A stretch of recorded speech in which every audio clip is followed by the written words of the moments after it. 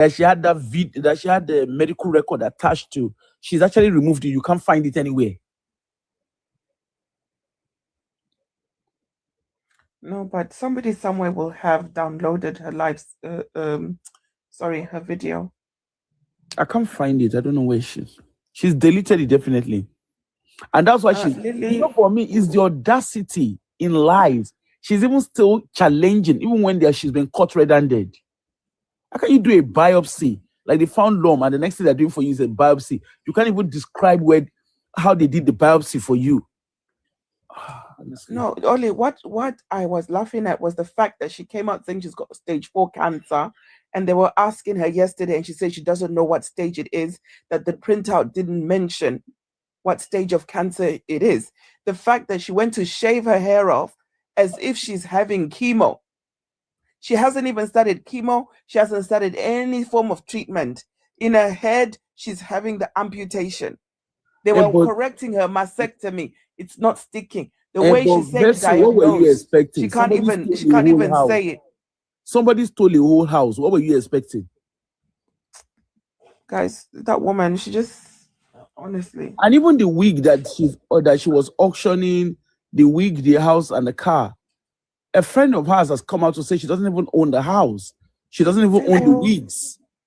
She doesn't even own the car. Isn't she dating that guy that owns the car, whatever? The broke guy. Doesn't he have money to? Oh, what money? The guy is broke. The guy is just there's no car anywhere. They actually said she gets in a public transport to come to the city, and apparently the house that she shows as a house is actually a shortlet. Shortlet. They said that's how most of after she stole that other house, she said that she's building a house. Yada yada yada. Somebody stole a house. How can you believe somebody that when she says good morning, you've got to run outside to check? This age, my aunt passed away last year from breast cancer. Wow. She had stage 4 breast cancer. Sorry to hear that. She was bedridden. She was on end of life care. If you've got stage 4 cancer, you're not talking about mastectomy. It's too late for mastectomy. No. The cancer has spread. Don't feel of dishonor. The girl was not calling it mastectomy. She was calling it an amputation. Amputation. They want to amputate her breast, and they want to diagnose. Diagnose. Yes, diagnose. Diagnose. Anyway, please, ladies, let's focus on topic for today. Welcome, everybody. Today we are having a conversation about the fathers of faith. Nigerian fathers of faith. Before you start, Afro, sorry, I just want to say thank you to 1111 for sending the money for the t-shirts. 1111. I'm going to order the t-shirts right now. Me and Afro are going to have a photo shoot and send the pictures to you. What t-shirt are you guys talking about? The Skeptic Girl has got t-shirts that she's selling that say atheist. She's got a shop on Etsy, so she's got different types of t-shirts. Sorry, that is for his mouth. No, he puts his money where his mouth is. Is that how you say it? How do you say it? Yeah. How do you say it? His promise. Put his money where his mouth is. Yes. Put his money where his mouth is, right? Okay. Yes. Please, Afro, if you can bring me up from Cameroon. Why do I need to bring you up? What do you want to talk about? What do you want to talk about if I bring you up? Me, I'm looking for somebody who will disagree with me. Huh? But anyway, so thank you, 1111. I do appreciate that. 100%. I do. Thank you so much. Sorry, I didn't follow through with. That's so much going on. But anyway, guys, so Vessel, you done that, yeah? Yeah, I'm done. All right. Right. Fathers of faith. Guys, do me a favor and share the live. We only have 3 shares. Only 3 shares. Please, let's do some sharing. I don't stand with churches, never. Who do you stand with then?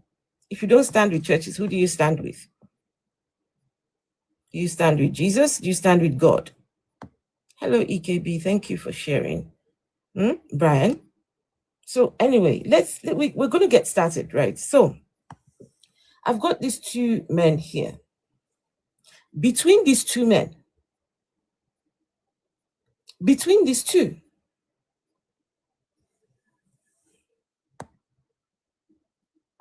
over 70,000 churches. 70. Two men. Two men of God. The two of them don't have the same doctrines. They don't have the same church. These are people that are worshiping Jesus.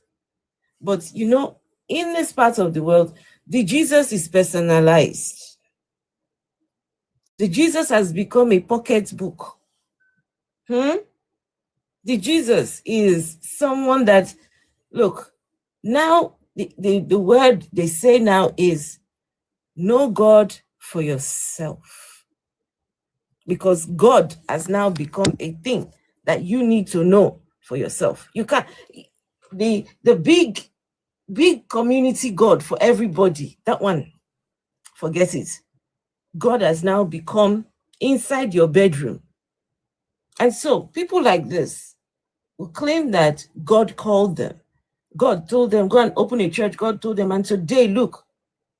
Now, no one has ever been able to prove the existence of God. No one. Nobody can prove the existence of God. You can't. And also the believers will come and say, and neither can you prove it does not exist. Well, the fact that we haven't proven it exists, what makes you think that it does exist? What gives you the impression that it exists?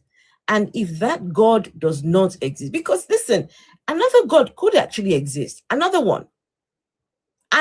God could exist. And it not the Bible God. It could be a different one sitting up there. I don't know. Nobody has been there to go and see. I don't know where exactly these people are going. I don't know where exactly their God lives. But if that is the case, 70, 80,000 churches, waste of money, waste of resources, waste. Can you imagine? For how many years they've been preaching this Jesus thing in this part of the world. And yet, the Jesus might just be a complete scam. It's time we start asking this question, because right now, him up here, he's now building the world's largest church. It's called the Ark. The world's look, people are downsizing. Come to the UK. Come and see how the churches in the UK, they are all shrinking. People are not going to church anymore. If you go to the churches, UK churches, you just sit at the back.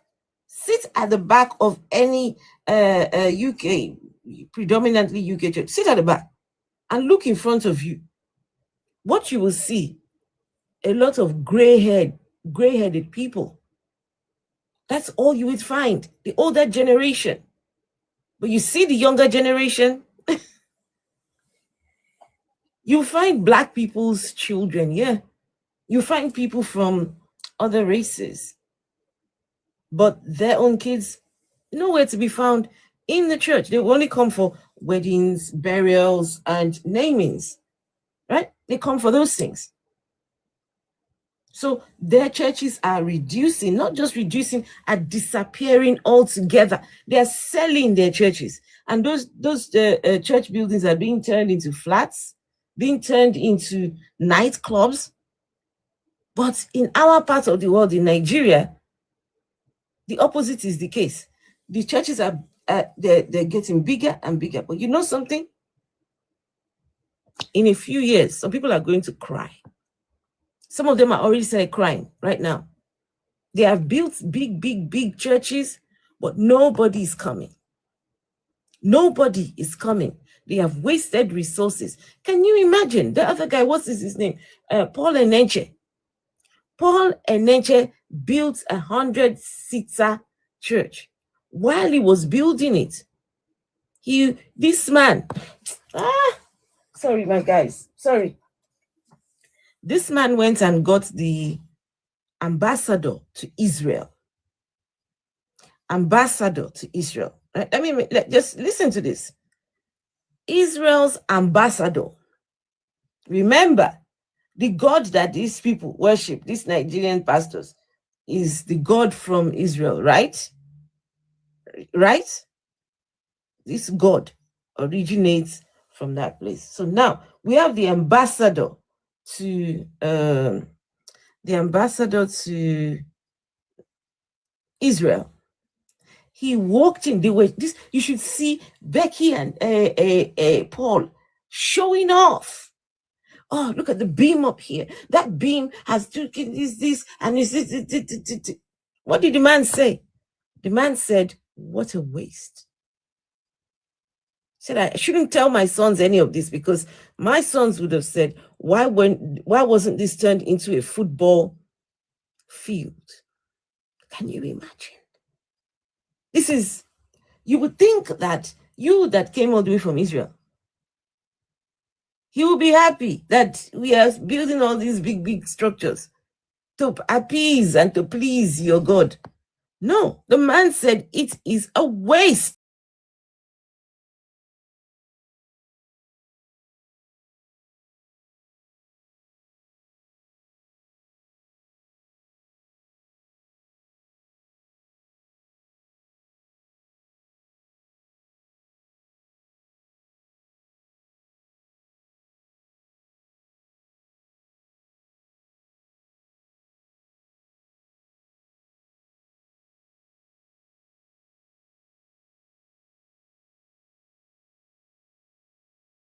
God does not exist. It is time we start asking these questions. What do we need all these so-called fathers of faith? What do we need them for? What do we need these people for? They are a drain. Huh? Who is David Yongicho? He gives a shit about it. Yongicho. Wasn't that a cult leader as well? Yongicho, was he not a cult leader as well? Yongicho had one of the fastest growing churches in wherever. Yeah, cult leader. So anyway, I don't know if any of you have anything to add to this particular topic, but look at the estimates, what the two of them are worth. He's worth anywhere from 1,000, anywhere from, well, this is figures as well, years ago, $150 to $200 million. He said it's an insult, that it is an insult, that these are the figures they come up with. Now they say he's worth, let's see, between 39 to 100. It's hard to really figure out, but, and please, do not be mistaken.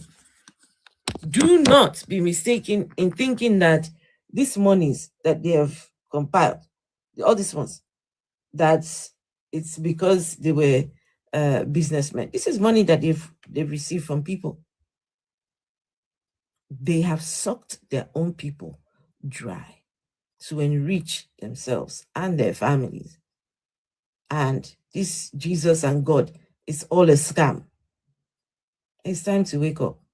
So if anybody wants to debate, if you say I am wrong, if you say, oh, what you're saying is not correct, please come up. Please don't come up if you agree with me, just so that we can at least have conversations. But if you disagree, as far as me I'm concerned, God is dead in Nigeria. God is dead in Africa. That God thing has completely failed. God, na trash. It's time you start waking up to that reality. You start waking up now. But anyway, let me see if Vessel has anything to add, if Ollie has anything to add to this conversation. Somebody said, waiting. Old woman, no husband, no child. You said, don't die now. Can I also add something? It is your own generation. It's your own generation that you are talking to. King Kesh, it is your whole lineage that you are talking to. I don't know who you're saying died. I don't know what you're talking about. But if you think you're talking to anyone here, they say you people should sow. What you sow is what you reap. It's automatic now. As you're sowing it, you are reaping it. So please carry on sowing those seeds that you will end up reaping eventually. And not just you will receive it in 100-fold. So when your people start buying one by one, make sure you remember what you sowed. Anyway, please continue, Oli. I just wanted to say, just to add to what you were saying, these guys, apart from the fact that churches are more than hospitals and schools, it's also the fact that the places where these guys are building churches are industrial areas. So they'll take where we're meant to build factories. Factories are closing down and they're buying industrial areas. And their members are actually going into church to go and pray for God, for their God to give them, for their God to bless them and get them a job. And even when they're employing, these guys have built schools and hospitals and stuff, but even the schools, the facilities that they build, their church members cannot even afford it. I found out recently that in redemption camp, to go and pee, you've got to pay to pee. And I can't remember how much it is, but you pay to pee. And apparently that's this, I'm not 100% sure if that's the same in Winners. But basically, in Redeem, you've got to pay to pee. And they said they're generating that money, just to help maintain the facilities. But then the question is, church workers are volunteers. So they're actually cashing out on labor offering. That's what we used to call it in Winners. Guys, can I just say, these people that are busy talking nonsense, leave them. Don't look, it just, if you have to boost our life, it's okay. Let them carry on putting their nonsense in there. See, these people made me restart my live stream 6 times. Very hateful individuals. It's okay. I just let them listen and not be able to comment.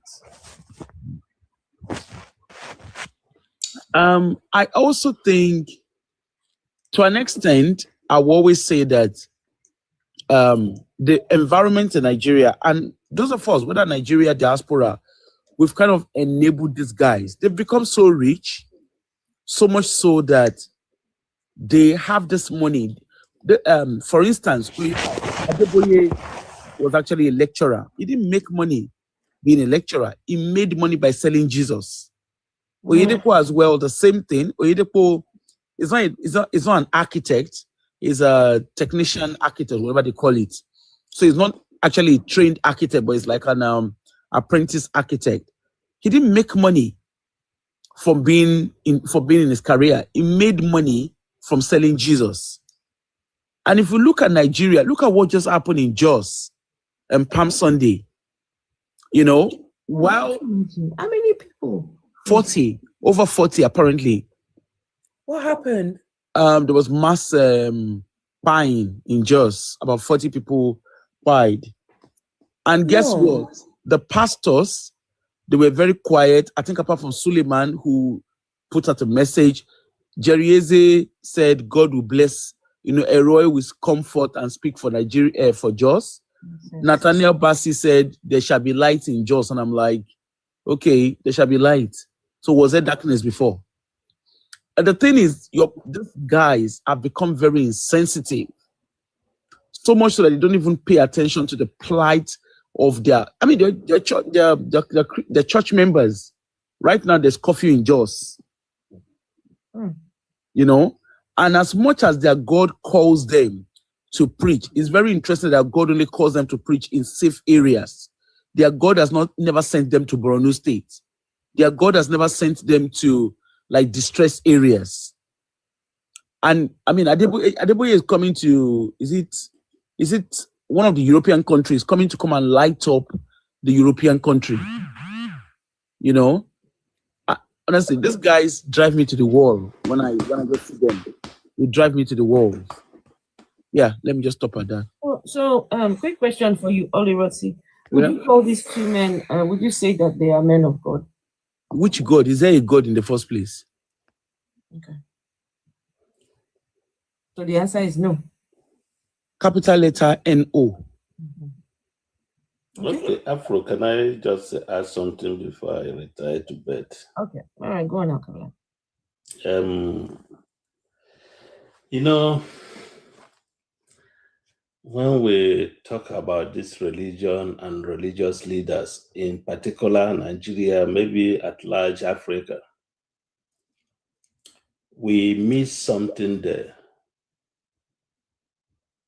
We miss something there. And one of those things we miss is these guys are partners with the government of the day. Yeah. Hence, whatever they do, whatever they say, because government know that, okay, we don't do anything for these masses, for the citizens. And these are the places where they go and have that hope of making it. They shifted these things to the church where they are, the little one they have in their pocket are being stolen by these guys. That is why they are flourishing. That is why they can come. Somebody will come and build a house of 220 million edifice for church. And nobody pays no tax, does nothing. The bricklayers, the engineers probably are working for free because they are working for God. You know, I remember you mentioned Dunamis, the one in Abuja. I knew when that church started, when I was in Abuja. All members were going there. I used to have a girlfriend then, who was there, and I keep having issues with her a long time, year 2000 and 2001. They will go there in the morning and carry sand, cement, water until they finish that building. They didn't receive a dime. The same thing applies to other churches where they built. For anybody I have parted ways with some people that I feel that they are well educated. I know of a regional bank manager who was sucked into one church in Abuja with the wife, who is a son, senior advocate of Nigeria, being controlled by one guy. I know his history. This guy was just a tout, suddenly became a pastor, suddenly rolling in G-Wagon bulletproof, selling sticker card for protection,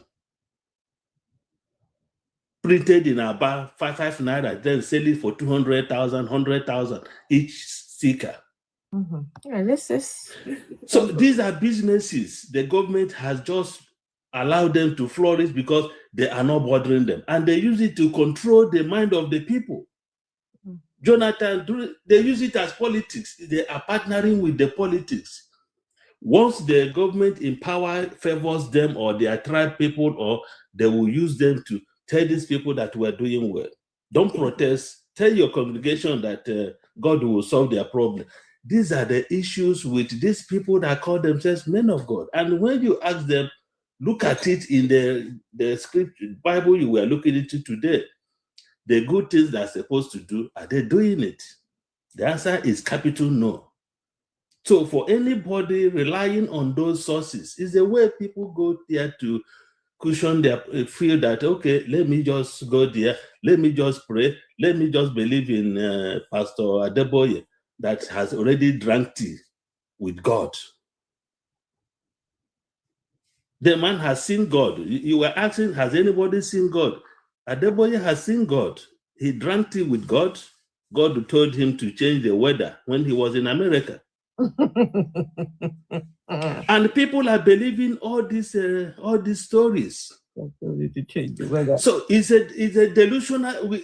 Nigerians, I believe, one day, I think the stories is getting in now. I'm so happy that people are beginning to realize where the things are going wrong. That somebody will wake up and tell you one story and begin to shout. These guys, Suleiman was nearly killed last time. All his security men were killed because he was in a bulletproof. He came and gave testimony that God saved him, and they believed him. You know, it's a huge concern that we have a nation of religious people, and yet since 1960, after the independence, nothing has changed apart from praying, and yet there are new converts. It's entirely up to individuals to believe what they want to believe, and yet we queue for lines, come to Europe to see for greener pastures where you barely see any place where they worship. Some churches are now being bought over by Muslims, convert them to mosques. Like you said, convert them to pop and all the rest of it. But the praying capital of the world cannot even manage security, cannot even use prayer to stop terrorists from killing people. These two guys behind you protested when the government was even better. Today, they can't pray for good governance because they know the game. We leave Nigerians, they believe what they want to believe. And round it up till we go to Vessel of Dishonor. And guys, if there's anyone who has a disagreement with anything that we are saying, these two people, they drained Nigeria. Drained. There is no reason why any more churches needs to open.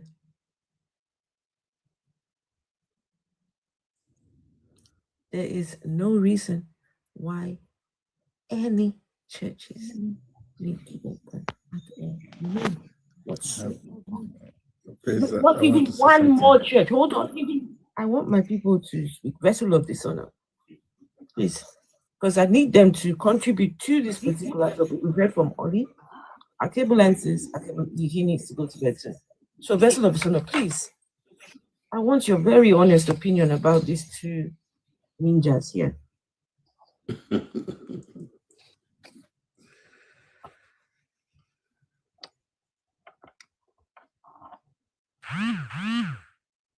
What happened to Vessel? The last speaker spoke well. Hello, Rain. No, because guys, I'm telling you, this is not a case of God. I wanted What God cannot do does not exist. So what the fuck? Look, I want you people that believe in God.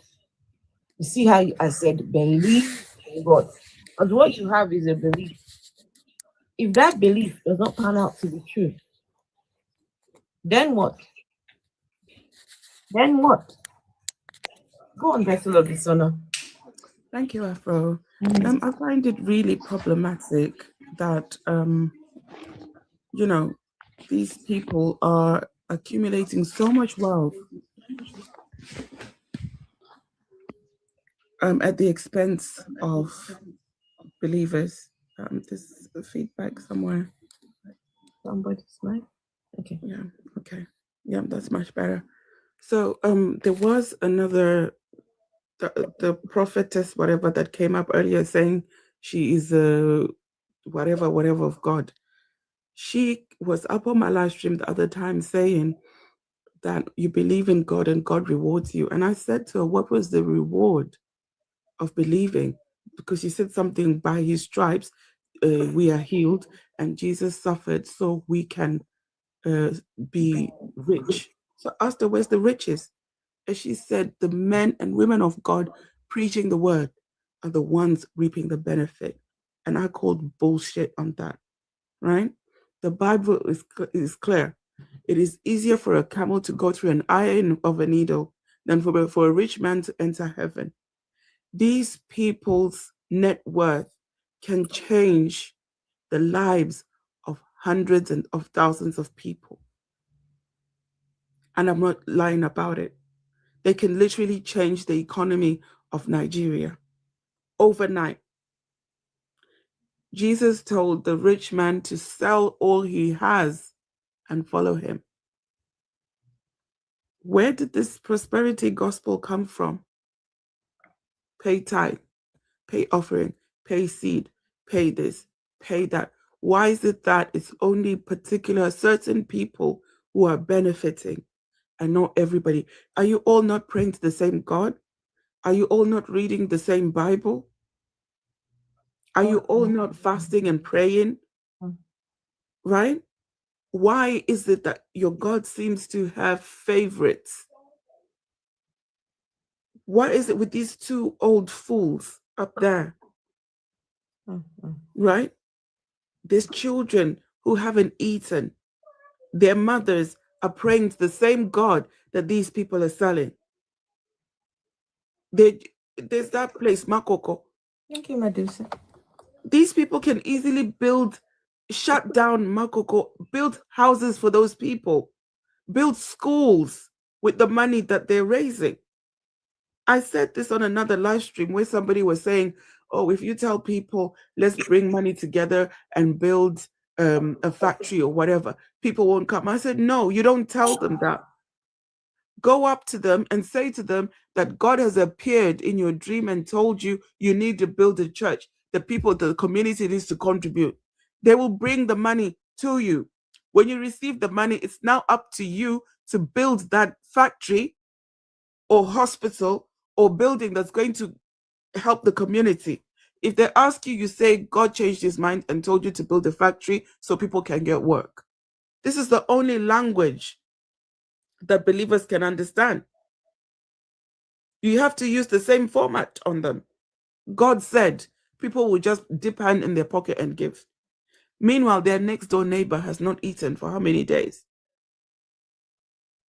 There are people in that church that are walking many, many miles just to go to church by faith, to save that 50 naira they have in their pocket so that they can go put it in the offering basket by faith, because your Bible tells you that there was a widow who gave her last oil for the prophet, and then all of a sudden she had oil that never ran out.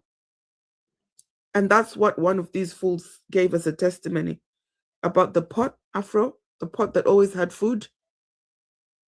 One of them gave that as a testimony. Want me to say it? Yeah, that there was a woman who didn't have food, and all of a sudden the food told her not to look inside the pot, and there was just food, constant food coming out. The same person opened his stinking mouth to say that when he finished eating, put his plate aside, people rushed to eat those bones that he left, the leftover food that he left in his plate. And God answered all their prayers. And God answered their prayers. So this is the kind of foolishness you people are believing. Rushing to suck on the bones that another man has chewed and spat out. You're rushing to stuff them into your mouth. What's wrong with you people? What happened to your brain? Thinking faculties. When it comes to crossing the road, you look left, you look right, you look left again. Or in the case of Nigeria, you look right again. And you make sure the road is safe to cross, and you cross. So why is it that when it comes to your God belief or your Bible belief, you don't question the things your prophets tell you, because they've got you doing some silly things? January, you go and give all your salary. Have you paid your children's school fees?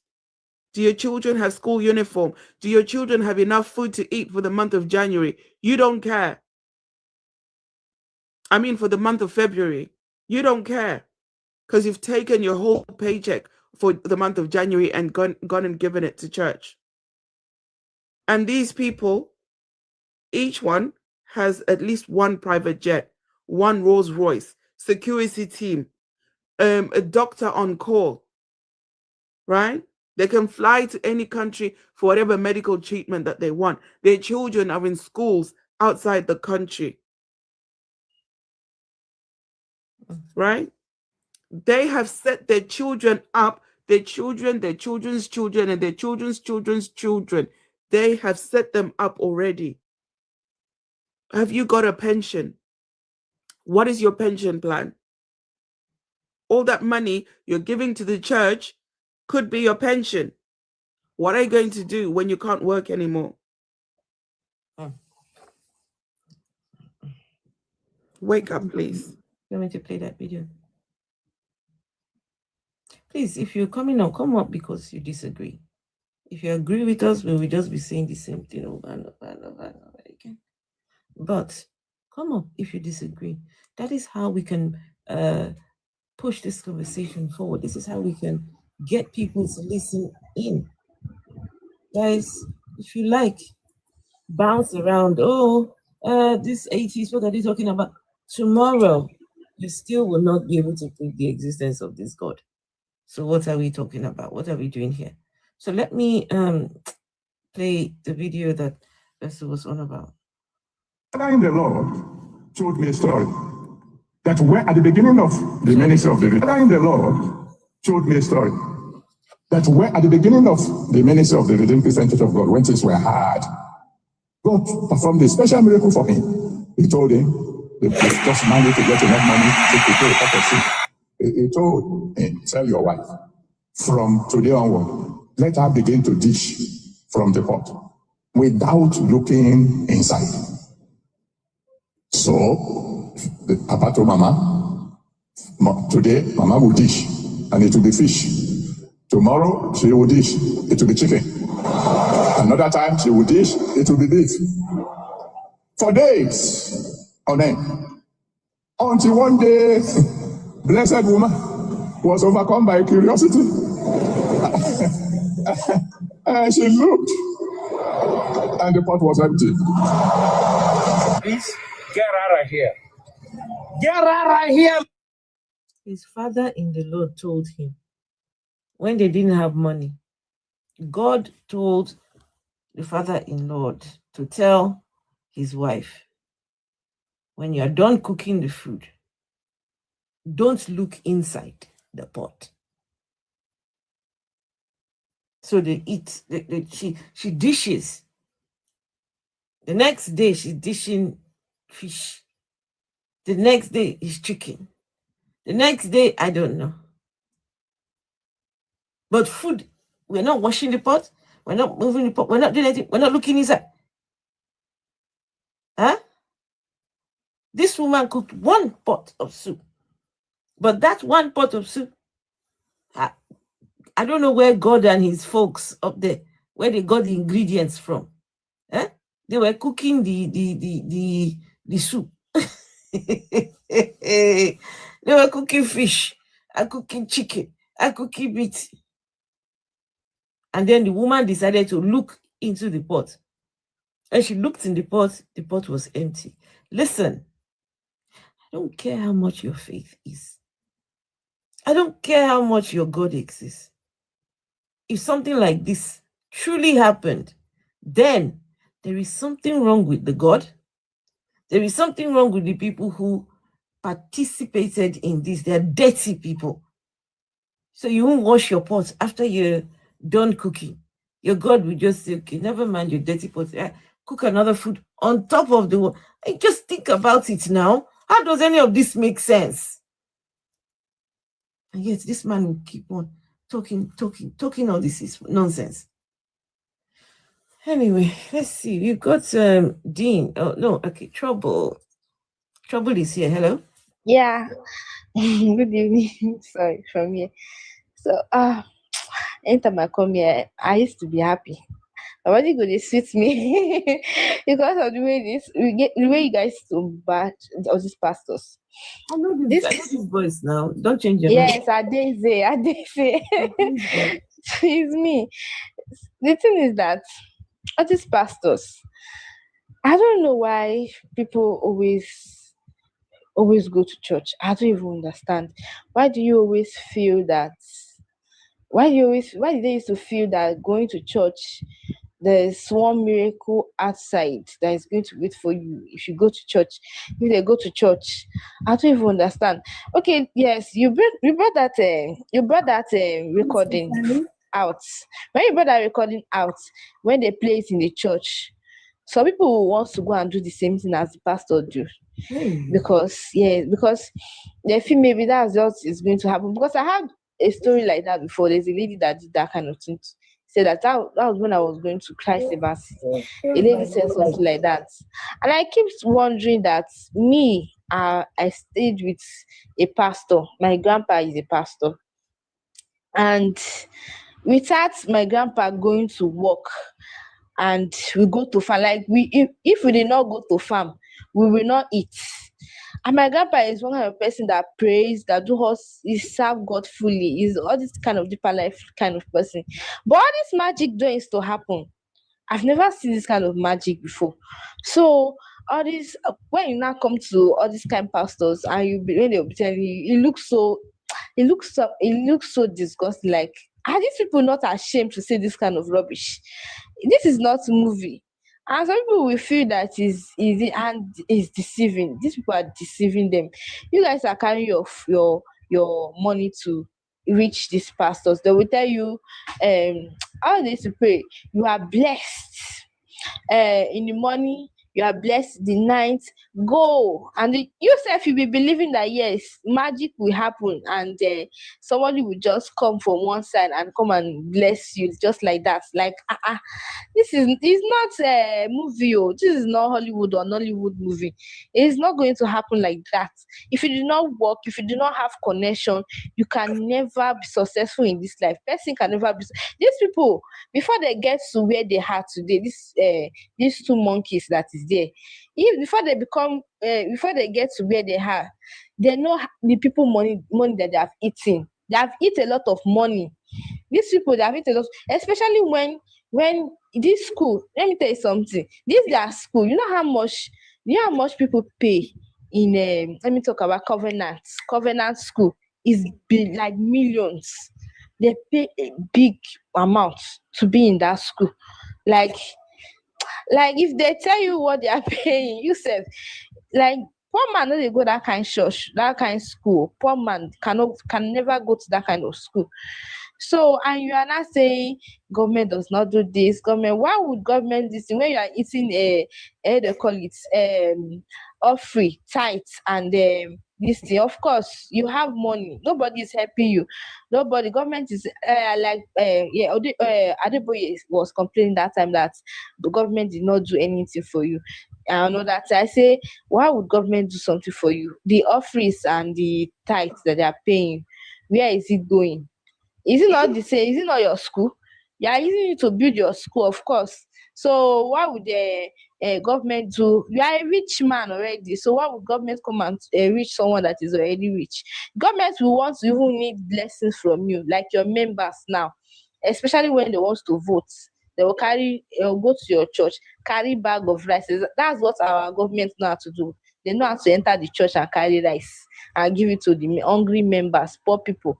You give them rice and tell you, say, oh, yeah, take, vote for me. Inside church, inside church, these people will enter inside church, inside these two monkeys church, and go and give them rice. And people, in fact, I don't even know my own country. I don't know about other people's country, but my country is the most useless country that I've ever been to. No matter how smart you guys say that my country is, but you see the rate of foolishness in this country is just too much. Like the way they believe in these spiritual things, and they call it, and always believe in God. Everything, like the way, like yesterday, I lost a friend. It was nothing happened to her. Like, yes, If you can just yes, I would, yes, I would. I lost a friend, and she, sorry to like, hear that. she just, something just happened to her, and she could not wake up. And I was like, they should go and check her. Something may be happening to this girl for her to just die like this. They said no, maybe it's God. It's God. God knows the best. I said God knows the best. As how now? What do you mean by that? You know, if she's depressed or something like that, I don't know. You guys to stop going to these people church. They are just rich. Can you imagine a pastor going to carrying a I don't know. It's hard for everybody to know that these people are rich already. You going to their church, you are trying to make enrich them. Okay. Thank you. Thank you. Trouble is let's see, what did it trouble trouble is here. Trouble is here. Let's see. Dean. Hello, Dean. Hi, how are you doing? Good, thank you. Are you a I'm Christian? no. I shouldn't have come into the box. I was enjoying the program, but I wanted to share the Jamaican experience Oh, the in relation Jamaican. to the The in Jamaican relation. experience. That is so Yes, important to me. I don't know if everybody know that we recently had a Category 5 hurricane. Yes, yes. You did, okay. So the Jamaican experience. So quite a few churches had lost their roofs, and um, a lot of the pastors is asking the government for the government to give them taxpayer money to put the roofs on. Imagine that in the Jamaican experience. The These church, pastors, church is the asking church, the the government. government to access taxpayer funds in order to repair their roofs. You know, in which in the US during the pandemic, a lot of churches got government loans, government support in the United States. They had to seek support from the government. Some got loans, which the pastors used to buy. Some of the pastors, it was afterwards that they started the, and prison because they use it to buy private jets, use it to buy nonsense. but like in Jamaica, and I think a lot of places in the world, churches don't pay taxes. And a lot of people wonder as to if they have these huge congregations that are paying them at least 3 times for the day when they have these ceremonies, why would you then need public funds? And why didn't your God protect your roof? And it's not like it's quite a bit of churches in Jamaica that has lost their roofs. Wow. And they are looking to the government to assist them. Unbelievable. I mean, These are people that believes in God and is telling their congregation that they can give them miracles. But as soon as their roofs are blown off, they can't give themselves any miracles. They are looking to taxpayers to repair their roofs. Unbelievable. Diabolical. And these are people who drive fear in their congregations to get money. Dean, can you hear me? Let me ask you a very quick question. I hope go ahead. I hope you and your family were okay during the hurricane. Hope that didn't affect you all too much. No, we are okay. Thank you. Okay. But like I said, Jamaica also experienced the same thing. I don't know if you have noticed there's an insurgent of so-called Jamaican pastors and prophetess that are using TikTok to extort money from people. So that's also going on in Jamaica, where they use the Bible and they tell people on TikTok that they can help them with their financial issues by prayers and stuff like that. So again, there's many different ways that people try to scam people in this whole belief system that they have. And I believe some of these pastors do recognize that there is no God, but they use it to their advantage. And that is what I wanted to share with the platform as far as this whole matter of these believers and where God is concerned. Thank you. I appreciate that, Dean. Versus Cats, are you there? Versus Cats. Yes, ma'am. Okay. Versus Cats. Now, this is going to be a bit different. So, Versus Cats, you are American, right? Yes, ma'am. Okay. Now, I Okay. want your opinion as an American from the outside looking in, right? Okay. Now, we've got these two men, yeah? Right. Now, between these two men, let's say almost 80,000 churches. Between these two. I didn't say 8,000. I said 80,000. Just these two. They each have a different denomination of Christianity. They don't preach the same thing. Right? Now, he is the richest preacher in Nigeria. This guy here. And he is worth something, I don't know. But he has the most churches, right, in Nigeria. He does.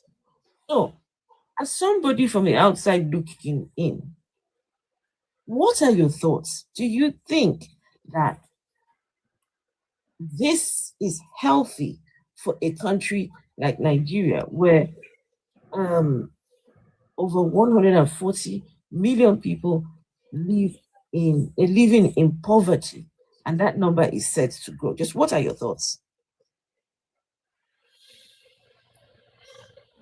Well, as an American, we have a lot of churches too, but nowhere near that capacity in such a small area. That is resources and funds that could be going towards helping the community itself rather than funneling it into a few people's hands. I mean, if anything, this is 100% American capitalism as is. You funnel all the money to a few people when that money could be useful to help a lot. What's worse is, I mean, when you're describing it, I'm just thinking of McDonald's. I'll be honest. Wow. There's a lot of them. It's bad for you, and people go to them anyways because they get comfort or it's just quick and easy for them. For these people, they found a need of people needing help. Instead of being truly good people and using that to help them, to truly help, it's designed to make sure they stay needy. If you don't keep them needy, if you don't keep your customers wanting and craving and feeling like they have to have it, then they won't. And then your resources dry up. Their goal is not to help anyone. Their goal is to give the illusion of help so that they can continue to cause problem and then fix the problem they create.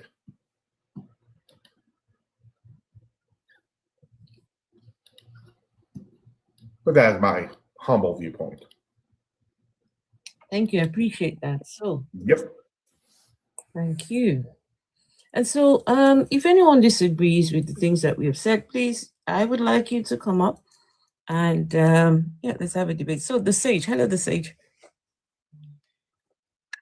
Hello, everyone. Hello. Thank you for having me. It's an honor. I really appreciate it. I've been listening in, and I just felt to share my 2 cents on this. So every society stands on 4 pillars: politics, economics, religion, and culture. Now, it seems that the responsibilities of politics or people in governance who are supposed to provide for the people is now being shifted or channeled towards another pillar, which is a religion. So if you look at the constitution of countries globally. They are supposed to provide enabling environment. They are supposed to cater for the people. They are supposed to provide security, and they are supposed to provide social amenities and the things that enable a society to thrive. It would seem to my mind that rather than hold the feet of government or the people in governance to the fire to provide this, as provided by the Constitution, it looks like the easier target looks like religion or the church. Now, churches are established under what we call Part C of, Companies and Allied Matters Act or Company Act of countries, which means that they are not profit-making organizations or institutions, if you like. Nevertheless, they still have provisions for what they give back to societies, even though this is not directly their responsibilities. For example, these two churches that you've mentioned, if you've been to what they call the Redemption City and all, you will notice that they don't have companies that do bitumen, but they have tarred roads everywhere. They don't have companies that generate electricity, but there is electricity everywhere. You find banking institutions in these places. You will find schools. You will find transportation systems. You will find filling stations and a lot of things in these places which have generated not just jobs for people, but also people have made a living because they set out to preach the word of God. And they have a lot of people on their payrolls. They have schools.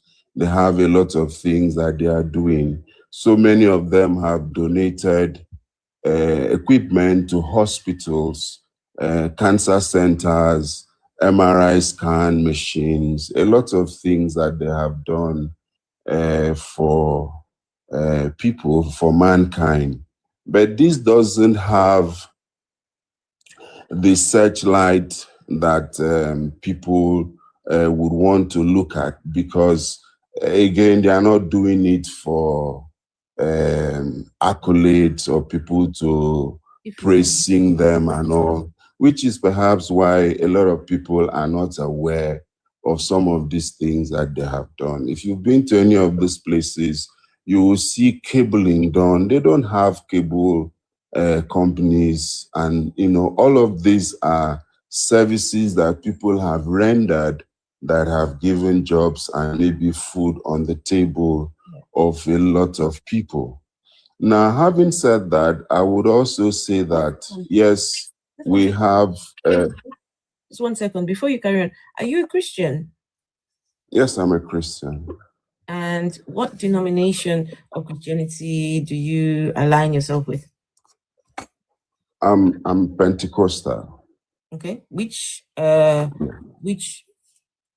Pentecostal setting? Oh, well, can I just finish? I don't think that's very important, but it's just enough to say that I'm a Christian. And I've been to this churches also to listen to these men of God. I think it is important because wherever you eat, if you're Pentecostal, wherever it is that you go, whatever you align yourself with cannot be very far from what these people teach. Okay, but when other speakers were speaking, I didn't hear interrogation. What I heard was you allowed them to make their submissions. If I can be allowed to do that as well, I really, really appreciate it. Yeah. Just okay. Thank you. Please just round up. Yeah. Yes, I'm rounding up. And so I don't take it away from the fact that there is also gullibility because of hope that people are looking for. And when things are not working, it looks like this is an easier target to also run to for solace and things like that. Most of these people have not really researched the Bible or read the Bible for themselves to find out what God is saying about all these things. And my last point is, if you've ever seen the book of Psalms, Psalms 14 verse 1, is very instructive. I believe in the Bible. I believe in what it says as the word of God. It says that only a fool says that there is no God. Thank you. Okay, so you did all that just to end with an insult. Please just hold on. Just hold on. So you said you believe in the Bible, yeah, as the word of God. So are you saying that the Bible contains the word of God? Okay, so is this going to be an interaction because you want to disprove the existence or non-existence of God? Is this what this is regarding? Because I'm not in the witness box, and I'm just stating to you my conviction, my belief, and I hold on to the word of God. So I'm not here to exchange words with you to prove or disprove his existence, okay? And so you can hold on to whatever convictions you want to. We're just asking questions. We are just asking. No, you're not asking questions. This is interrogation. I just stated my conviction and my standpoint. Yeah. You stated your conviction, right? But I hope you realize that whatever it is that you believe, just now you were throwing insults at us. Do you know that? As part of just quoted. So I just quoted a verse of scripture, and you said something about the Ethiopian Bible. You said something about the Ethiopian Bible that you would want to know more by getting the Ethiopian Bible. I didn't write it. It was written by David. I didn't write it. And you said in very clear terms. So maybe you want to read it for yourself. I didn't write it. I didn't write the book of Psalms. I don't want it to be messy. Yeah, I don't want it to be messy. Please.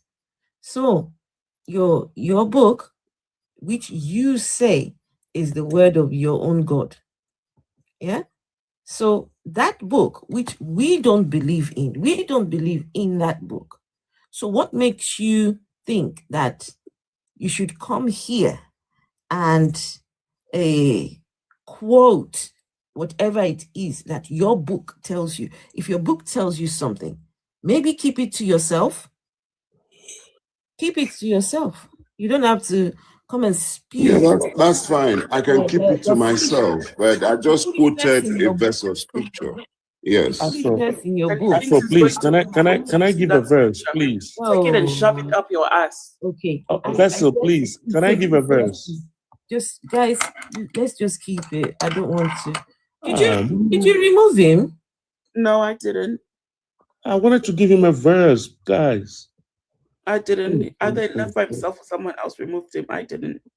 I wanted him to. Did anyone remove him? And that is one of the problems with these Christians. They want to impose their belief system, but you can't ask a question. It's just, these people are just crazy. It's okay. So, Raskilo, please still quote the verse, because he probably is hanging around. I don't see him in the audience. Oh, okay. So maybe he dropped down and left. The Bible says, the Bible says, anger is in the heart of the fool. And then the same Bible says that God is always angry with the wicked. Plenty places that God was angry. So he should do the math. If his God is a fool or not, he should come back and read it. But you also have to understand that Christians cherry pick verses from the Bible. They're not going for the ones that doesn't fit their narrative. what he literally just did, but by the gentleman's argument, how can you disprove him? If you don't believe in a God, how are you not a fool?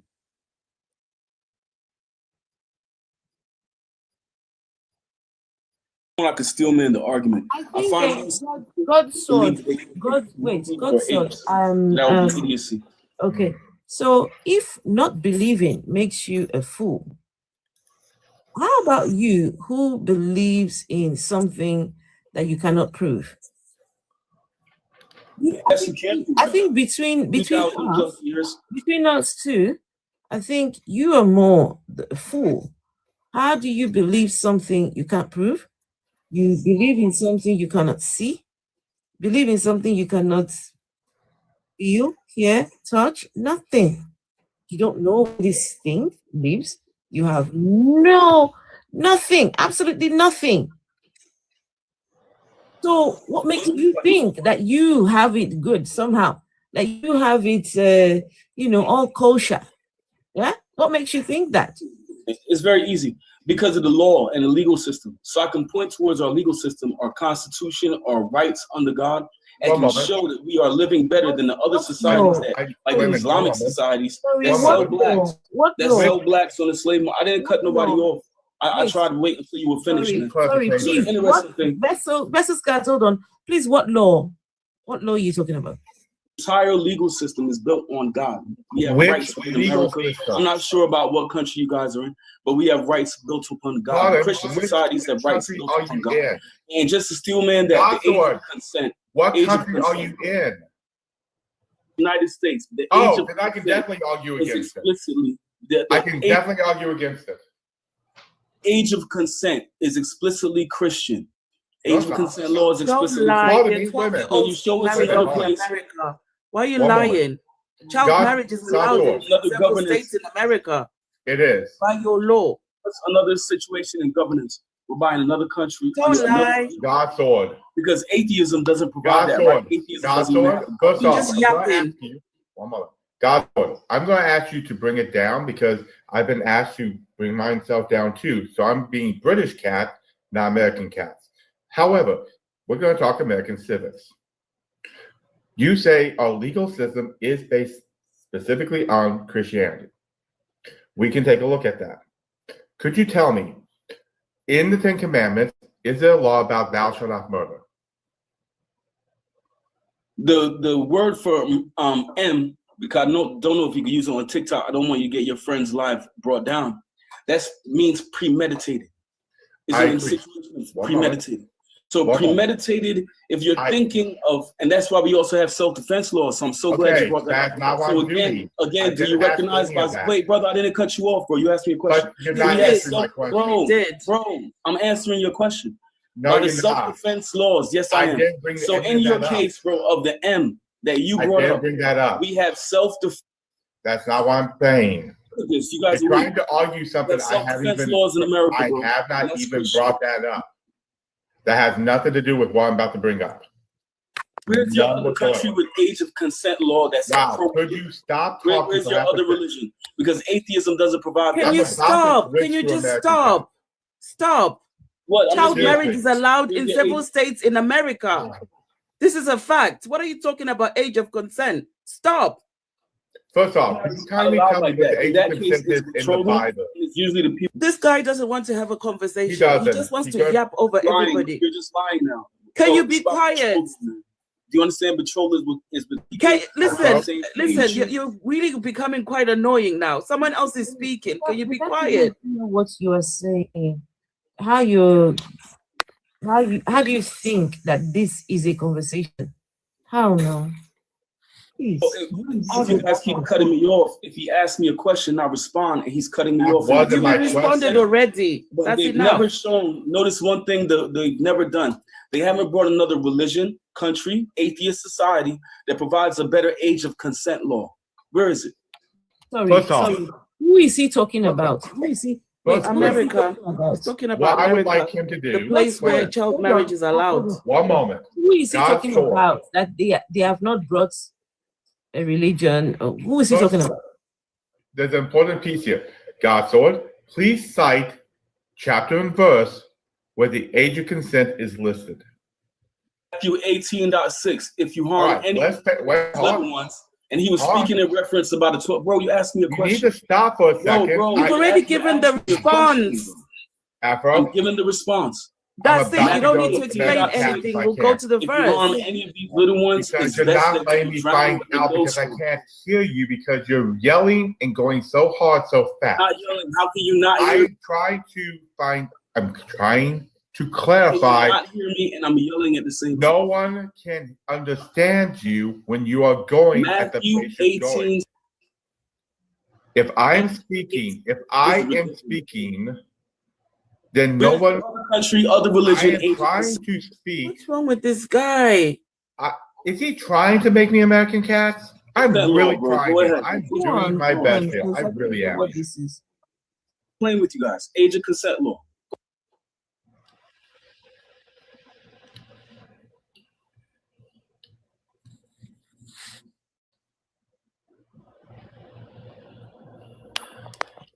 It's easy to find it on Google that there's several states in America that allow child marriage.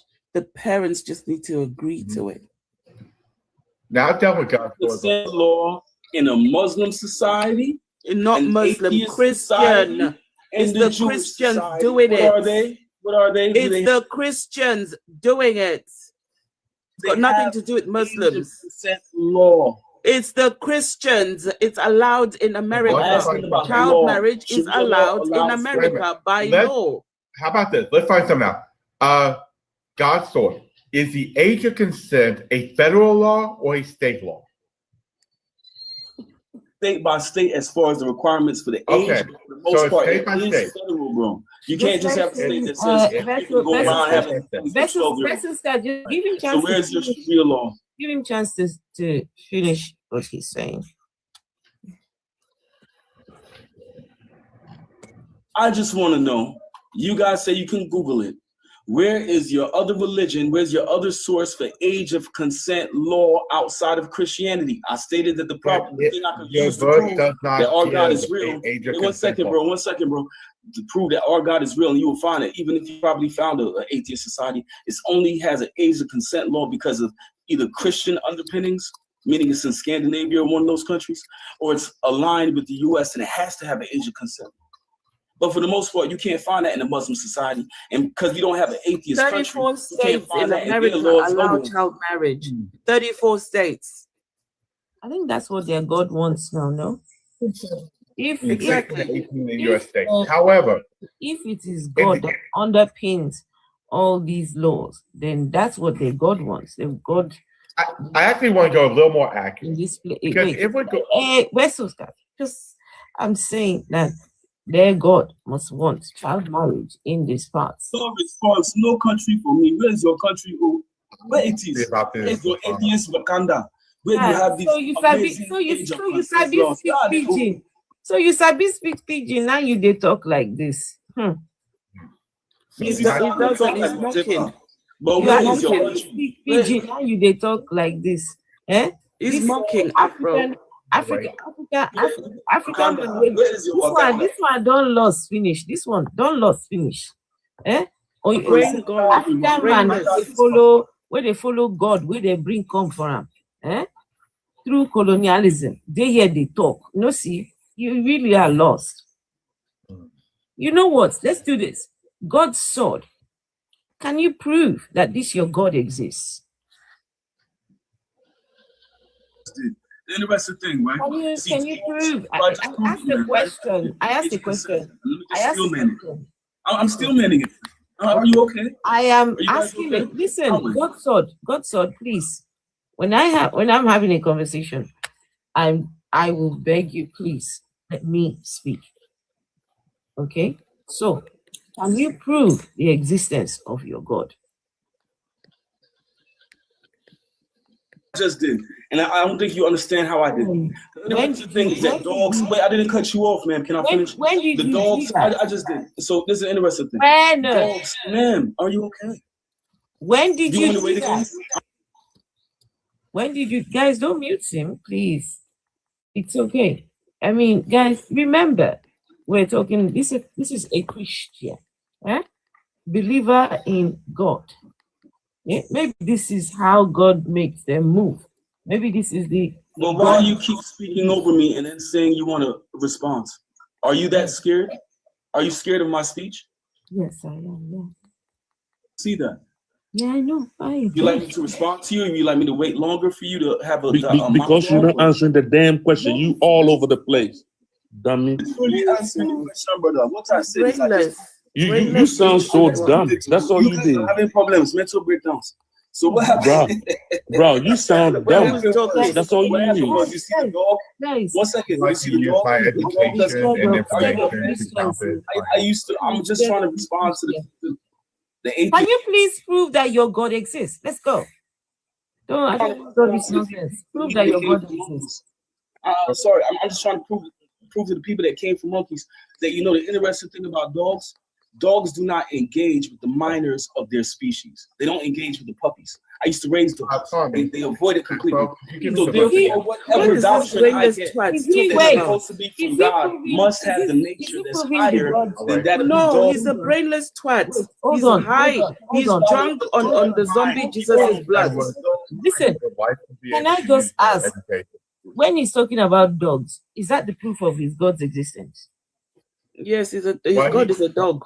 That's why God also spells DOG. What he's trying to do the dog does not engage with the mind of society. When we ask him to prove that the God exists, that's talking about dogs. He's not talking about dogs. Because the God is God spells DOG. Talking about is God. Is your God a female dog? Is your God a female dog? A wolf? A wolf? Dog greater than man or lesser than man? Wolf. Or is it? Answer the question. She's Muslim. She likes 6-year-old marriages, 9-year-old marriages. Is that how it sounds? Skepticism, you have no concept of time. You have no concept of aging. Wolf. You can engage with a baby and lower than dog. Wolf. What was the verse again? That's why most of y'all are witches. Because what was the verse again, please? Drink water. Oh God, drink water. Make your mouth not dry. Well, you're saying you're less than the dog. Are you for God the dog or against PDF? The Chihuahua. What was the verse again? God is the Chihuahua. What verse? The one he brought up is Matthew what? Because I don't remember. Matthew 10.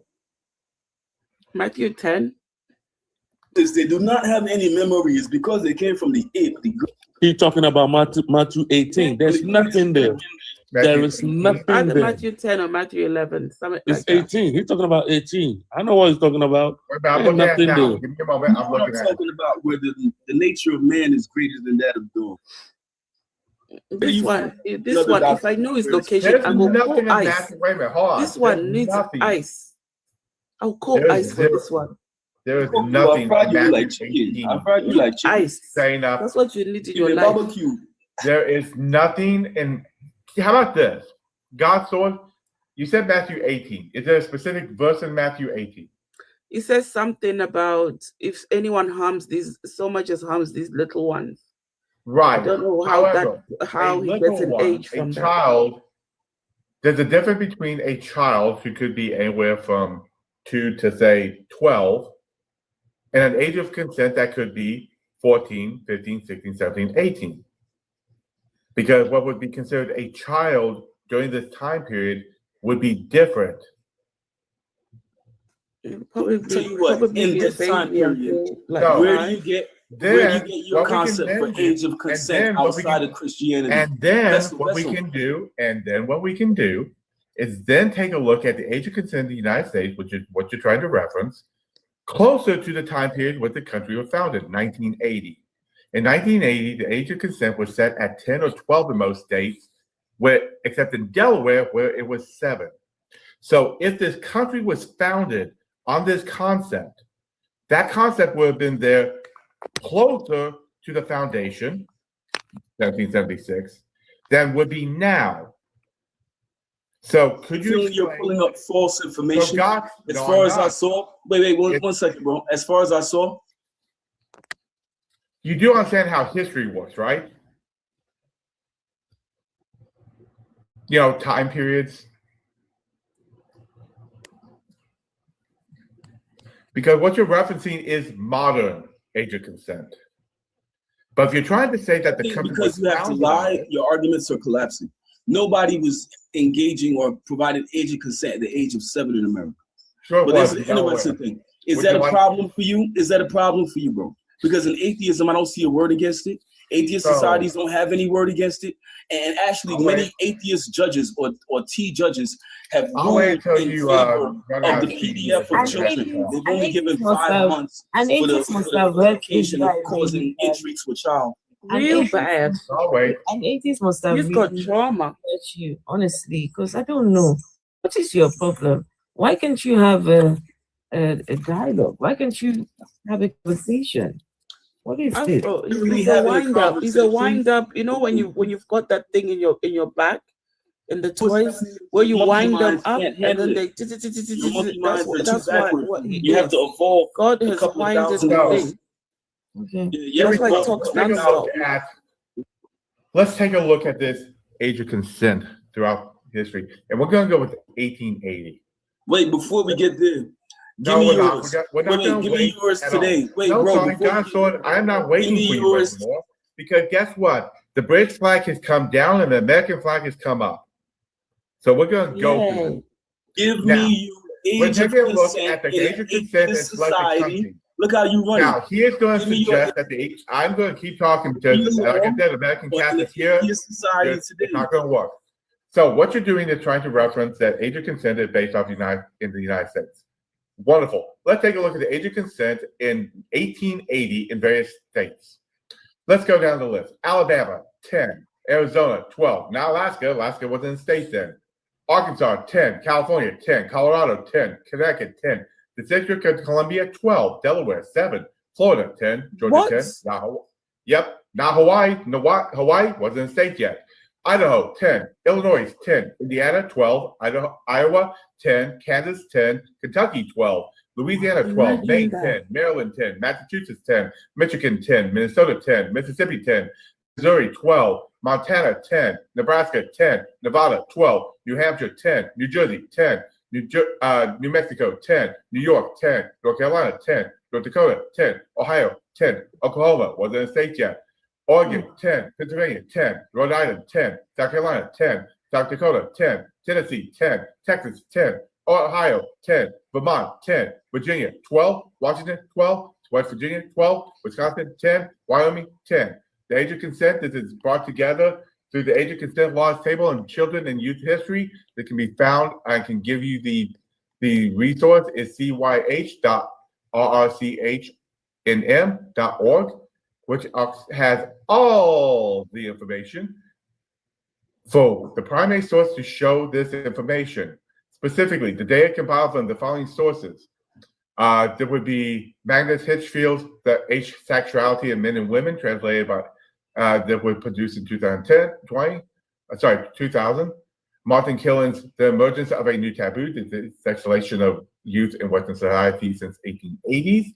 The European Journal on Criminal Policy and Research.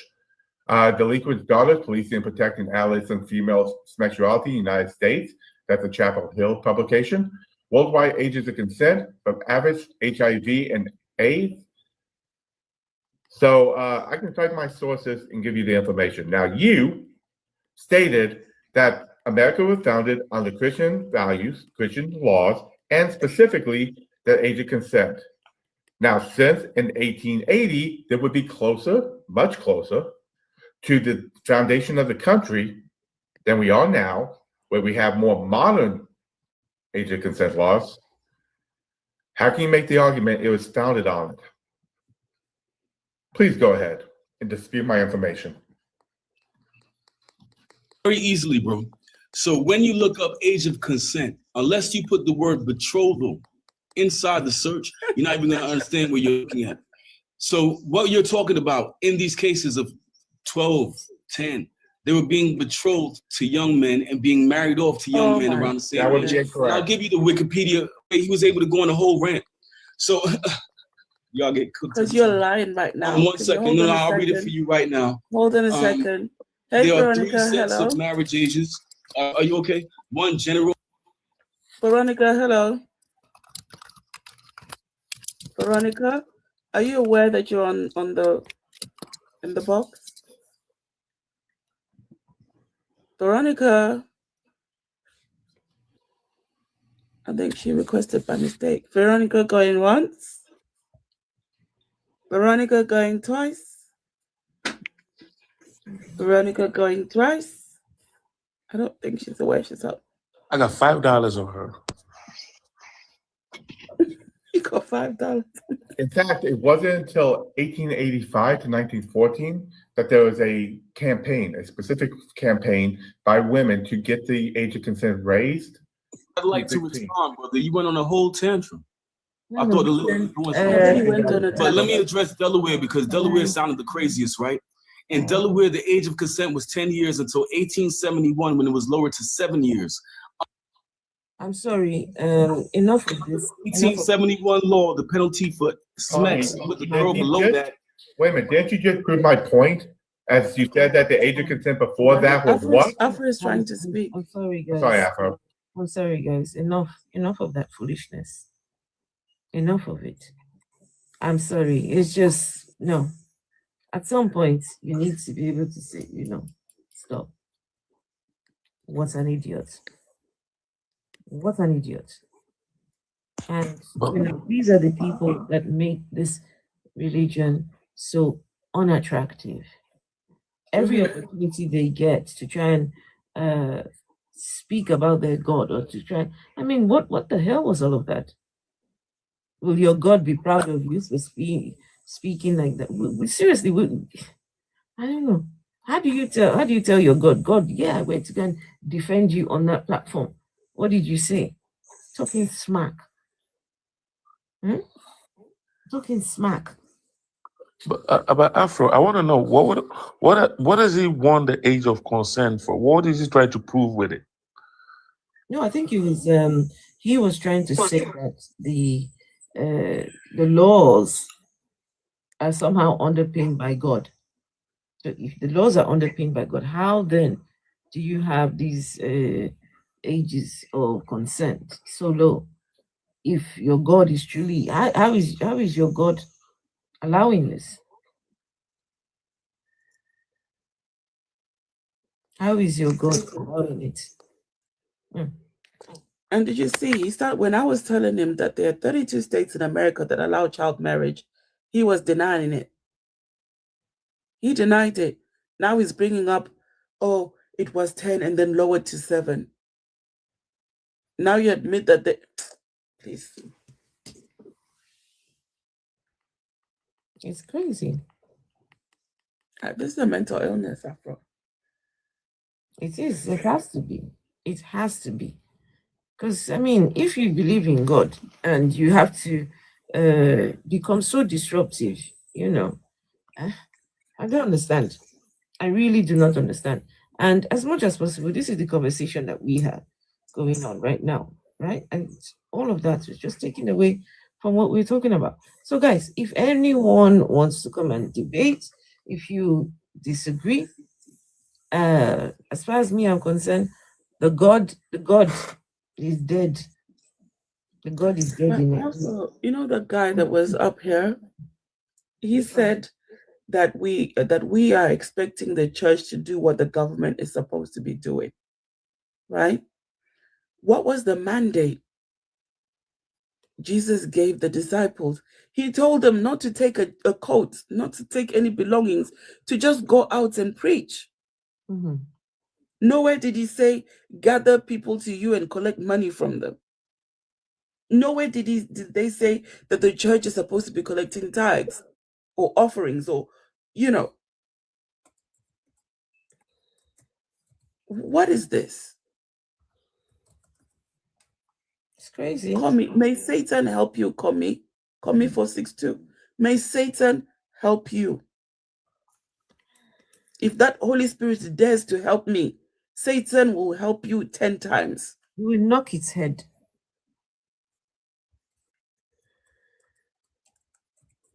Hello, Ivy. Hello. Been listening to, to your very interesting guests this evening. That one is interesting. Of course, I was being sarcastic. Yeah. Unfortunately, I'm not against the presupposition. I am for the presupposition that these men, they must be charlatans. They must be thieves. There is no other way to look at it. There is no other way to look at it other than the fact that they are thieves and they are charlatans. You must understand that it does take a certain type of person to gather the type of wealth that they have gathered. And there is nothing about that type of person that screams man of God. If anything, it screams psychosis. The other thing is this. So unfortunately for me, my practice of the law, I've been unfortunately opportune to work with some of these people, and you will be surprised or maybe unsurprised to know that the same way a Coca-Cola would come to us lawyers and tell us that and ask us, okay, so we've been given our taxes by the FIRS for the year. So FIRS, that's the Federal Inland Revenue Service in Nigeria. We've been told what our taxes are supposed to be. We've gotten all the notifications. How do we cut these taxes? So that's what these big companies would normally come to us, and then we would normally need to, use certain underadded means, take them on tax holidays that might or might not be true, form shell companies and all of these things, all of this really underadded means of using the law to undercut taxes that big companies are meant to pay. You'd be surprised to know that these churches come to us for exactly the same thing, especially because they have businesses attached to the main body of the NGO, which is the NGO. So you must understand that for a church to be formed, they must have a board of trustees. A board of trustees is kind of like a board of directors. And normally in those board of trustees, you would also assume that it would be pastors that you would have in those board of trustees. Nope, it's not pastors you have in most of their board of trustees. I can't speak for Redeem. I can speak for this Oya Kilomes Church. Ivy, just out of curiosity, are you a believer? Huh? Are you a Christian? No, I am not. No, okay. All right, cool. All right. The long story short of what I'm trying to say essentially is that it's not even just about what we can see on the surface of the insane wealth gathering. It's also of the things that they do to keep that wealth. Do you understand? You would assume that they are beyond the using underadded means to not pay taxes. Churches normally should not do that, but they are not beyond that. They are even worse, if anything. In their request to us as to lawyers to get them lower taxes. Apart from that is also the fact of the kind of businesses that they would get into. So you would want to assume also that they get into these businesses like education, like hospitality. You would want to assume they get into this business as a means of helping subsidize their community and their memberships' lives. That's also not the case. Both Redeem, that's Oyedepo and Adeboye, both of them, they both have universities, and those universities are so expensive that their membership cannot attend those universities. And that is just one. They both have several hotels. And the last I heard of it, Redeem, they're trying to open their own international bank as well. The $1 million question you want to ask yourself is that what drives these men to seek this obscene amount of wealth? What is the purpose of this amount of wealth? If I asked you right now, host, how much land exactly do you think that Redeem owns in Lagos? Oh my. I couldn't possibly tell you, but I can imagine that it is yeah, it cannot be measured in acres anymore. They measure their lands in square miles. Oh well. Yes. If the Redeemed percentage of God redemption camp. Yes, it's measured in square miles. It's not in acres anymore. In the redemption camp? Yes. In where they go and sit under. The redemption camp extends all the way from where you see the front of it in Lagos, extends all the way into Ogun State. And part of it probably touches a river in Osun. Ah. It extends across, yes, it extends across 3 states. I don't visit a vacant.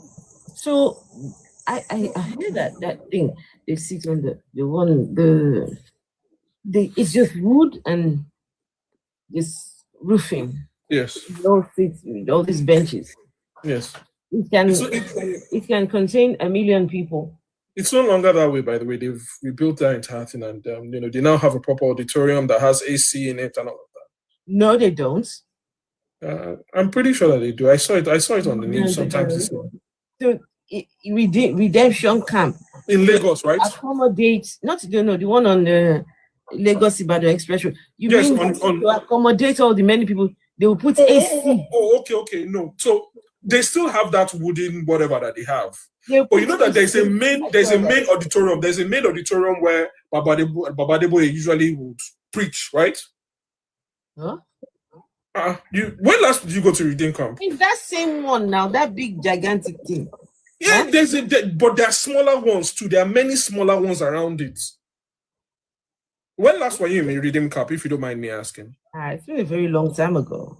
Has it been up to 10 years? More than. I was in Redeem Camp last in 2020.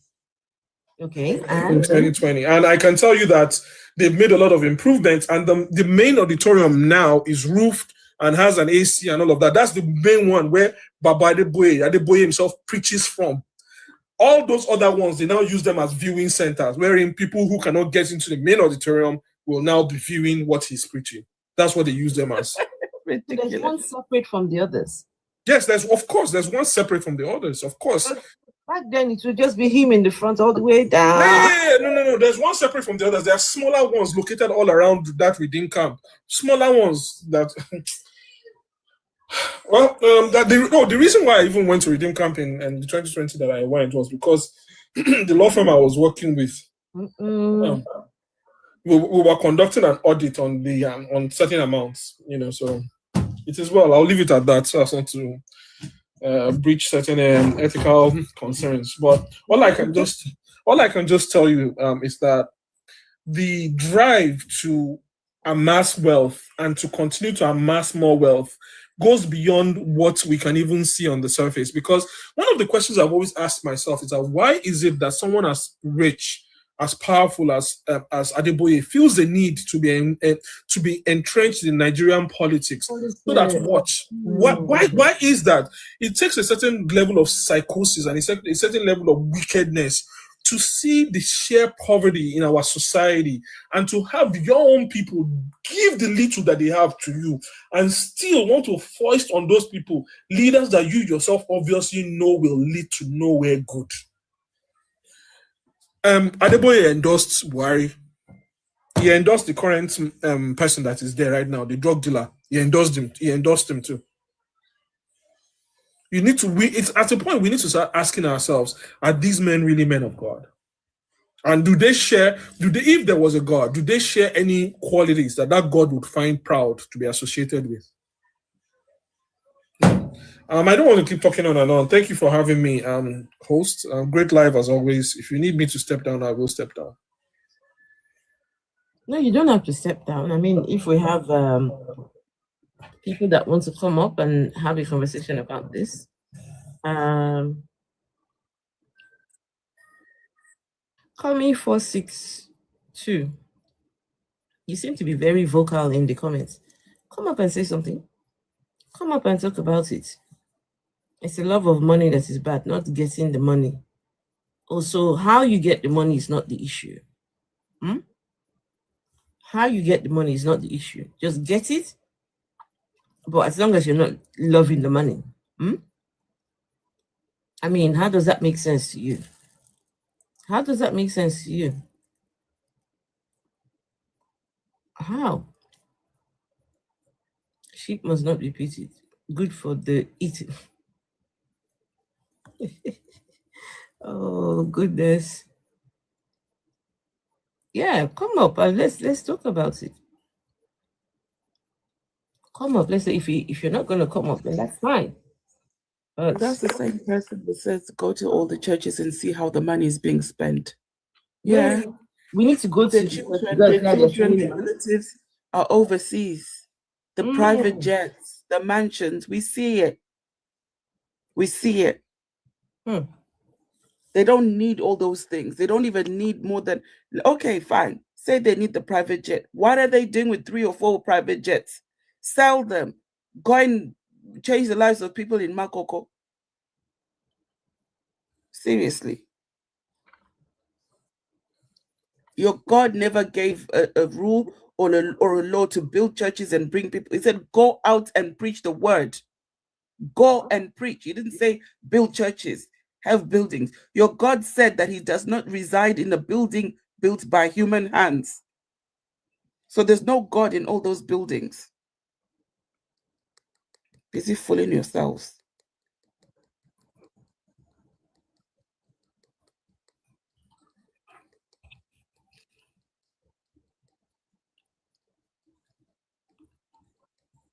Why is this picture not showing?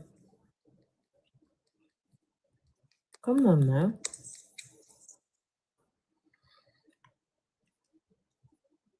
There's a picture I'm trying to show. It's just not downloading from the thing. Oh, coming. All right, coming.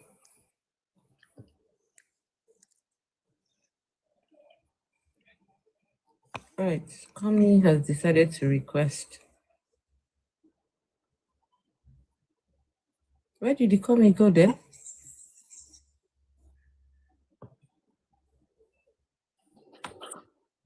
Good evening. Good evening. Good evening. Yeah, I was not interested in talking, but I see it seems I needed to say something a little bit. Okay. Like I said earlier, you know, when you talk about God, God is spirit. What? Is spirit. So it is when he reveals himself to you that you understand him better. But Yeah, but when you try to read by books. Sorry, Kami. Before you continue, please tell us what do you mean spirit?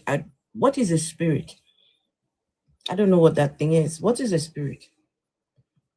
The spirit is something you can't touch, you can't feel. But you get the presence and you hear. You can't touch it and you can't feel it. Yes. But you get the presence. But you hear when he speaks to you. If the presence of relationship. If the presence is there, you would need to feel the presence, wouldn't you? Well, what I want you to understand is this. You know, I don't want, you know, like the other speaker said. Understand? Yes, until you accept Christ like I do. The way I feel the presence of God and the way I hear God talk to me, you can't. Because you have not given yourself to him. How do you hear It's a relationship. How do you hear God? It's a relationship. That's what I'm telling you. Just like now, let me tell you how you hear God. Tell me how. No, please tell me how you coming. How do you hear God? That's why I want to give you an example how I hear God, so that you can understand. Tell us how you hear God, guys. This is how coming. Just the way your child. If your child is outside and is talking somewhere, you hear the voice of your child. You know that that's your child talking. That is how your personal relationship with God is. Sorry, I don't. There are situations that will make you that when you come face to face with death and you see the hand of God that deliver you, you will know that indeed there is a God, there is a force that is beyond ordinary human being. Kami, are you supposed to live forever? Until when you have reached that stage, or when you have that personal relationship, forever, you can't understand it. And do you mean you're meant to live forever? Is that what you're trying to say? What do you say? Do you mean you're meant to live forever? To live forever? Yeah. Of course. After this flesh, by the grace of God, after this flesh, I'll live forever. So why are you not dying, becoming a miracle, or becoming proof of the existence of a God? You should be happy. You should be happy when you see the death coming. You should be happy that you're now going to see your God. Why are you praying against death? Now, let me tell you, when a natural death comes, it's different. But when you are harvested maybe by a ritual killer, you know that that's not the death that is arranged by God. What's a ritual ordained killer? by What God. is he talking about, ritual killer? Yeah, I'm telling you that some situations that will bring you in, that is like a life-threatening situation that no human being can intervene. And then you see the hand of God. It will make you to have a personal relationship in such a manner that many people will not understand. Look, Just listen, like you are asking me a question now, you won't understand. But what I always pray. Listen, wait, Tommy, please hold on. I'm not understanding. Yes, you won't understand, and you will never understand. Hey, Kwame, can you hold on? That's just the truth. We are two different Kwame, can you hold on? Hold on. Are you saying that the only time you see the hand of God is when you are in a life or death situation? No. Outside of please let me finish. Let me finish. I'm just giving you an example. Let me finish. Please. Outside of the life or death situation. Yeah? Say you're not in a life or death situation. Can you not see the hand of God? Can you not hear this God? Please, it is a question. When you're not in a life or death situation, can you still see the God? Can you still experience him, or whatever you talk about? Because it looks like this, their God waits for them to just be in a dire situation, and that's when he just shows up magically or something. I don't know. So, Kami, can you unmute yourself, right? Please unmute yourself and tell us, is it only when you are in a desperate situation that's when God shows up? Or did I mute myself? Okay, sorry. What I'm saying is this. I was just using it for you because I told you that relationship with God is a personal relationship. And as long as you don't have that personal relationship, even if I explain to you till tomorrow, you will never understand it. And that is why in most cases, even when you go to minister the gospel to anybody, you ask the Holy Spirit, who is the greatest teacher, to reveal himself to the person. And that is why somebody will tell you that he have an encounter and he see Jesus and see this, and he gave his life to Christ. Nobody preached to the person. Have you seen Jesus? And that, of course, in different ways. What does Jesus look like? Well, you want me to tell you how I saw Jesus? I did not see his face. Yeah, just explain what you saw. As a massive, I saw him as a massive being. When you look, you don't see the end. And he showed me a paper. Yes. And he showed me a paper. And when Jesus was on earth, is that how he looked? I'm not talking of when he was on earth, I was not born. I'm talking of my relationship with him. And you asked me whether I've had encounter with him, and I'm telling you my encounter with him. I told you even before that I did not see any face. I said I did not see any face. Yeah. But in like a trance, I saw a very massive being revealing to me who is healing the people. What kind of being? What kind of being was it? Can you describe what you saw? The description is what I've told you, that is massive. Just massive. Was it white? Was it black? Was it shiny? Was it gold? Was it silver? The only thing I was able to see was the paper, because the essence of what he wanted me to know was that the healing, because I was asking questions. Jesus coming. I was asking questions. Did that being, whatever you saw, did it introduce now let me itself tell to you, you let me tell you why I had the encounter now. No, I was asking questions about the healings. About what you saw, Komi. This being that you saw, now did it introduce itself to you as Jesus? Now let me tell you. How did you know it was Jesus? Did it talk to you and say, Komi, I am Jesus? Is that what it said? The Holy Spirit is the one that leads me. Hey, it's not. So you saw Jesus, but Holy Spirit told you that is Jesus. Yes. And then Jesus couldn't tell you himself that he is Jesus. But you forgot that in the scripture he said he is going, but he's leaving the Comforter to live with us. And it is him that Jesus appeared to you. He's the one that when Jesus appeared to everybody else, he was able to communicate with them. So when Yeah. Jesus appeared to you, you mean to tell me that he just showed you a paper? Was it a physical paper or a spiritual paper? This is so sad. I said, what I saw in what was that paper that I saw is not as if I was seeing names inside it, but he was giving because I asked a question. No, was it a physical paper or a So spiritual what was- paper? What was It's a in the paper? in the dream was a physical paper. But what I was asking was who was doing the healings that were physical taking paper. place in the church. And what Listen was now, in the paper you now? don't want to, you don't even, you was wait, giving let me you tell a you the encounter. paper. Madam, hold No, on. we're not really Hold interested on, in please. the We're encounter. We want trying to know what make you sense of saw. she's saying. You won't We're even listen to hear come the in, encounter. please, hold on. We're trying Okay. to make sense of what you are saying. You see, right now, you are the one that has a relationship with this God.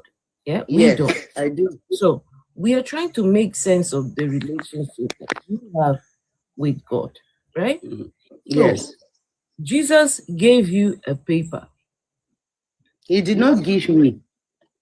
What was he was holding it in his hand? Yes. And Okay. then I have the message. What was written in the paper? That is why I want to explain to you why what I asked before it took me to that stage. And you will not let me be. Okay. I said Go was seeing. Go on. Tell us what you asked, and then he took you to where he was holding paper. Go on. Yes. What happened is this. I discovered that there were so much healings. I worship with dunamis. So listen. Yes. And Dunamis International Gospel Center. That is Dr. Paul Enenche. So listen. Paul Enenche, So, the scammer. yes, I am a worker in the church. Enenche, the scammer. This is Dr. Paul Enenche's daughter. So I'm talking to you. Committee, you get paid for working in the church. You say what? Yeah, you get paid. No man You get can pay paid. me. It's only God that can pay you. Shame. They are using you. You wouldn't even allow They are me to tell using you the you, telling you encounter. God is I said, going to tell us about the encounter. let me tell you the encounter. You wouldn't even allow it. Pastor is getting paid. Go on. All right. Yes, So when I saw the level of miracles that were taking place in the church, where I was also a partaker, so I was so shocked and so surprised. So in my little belief and in that shock mood, that was how I slept when I got back home.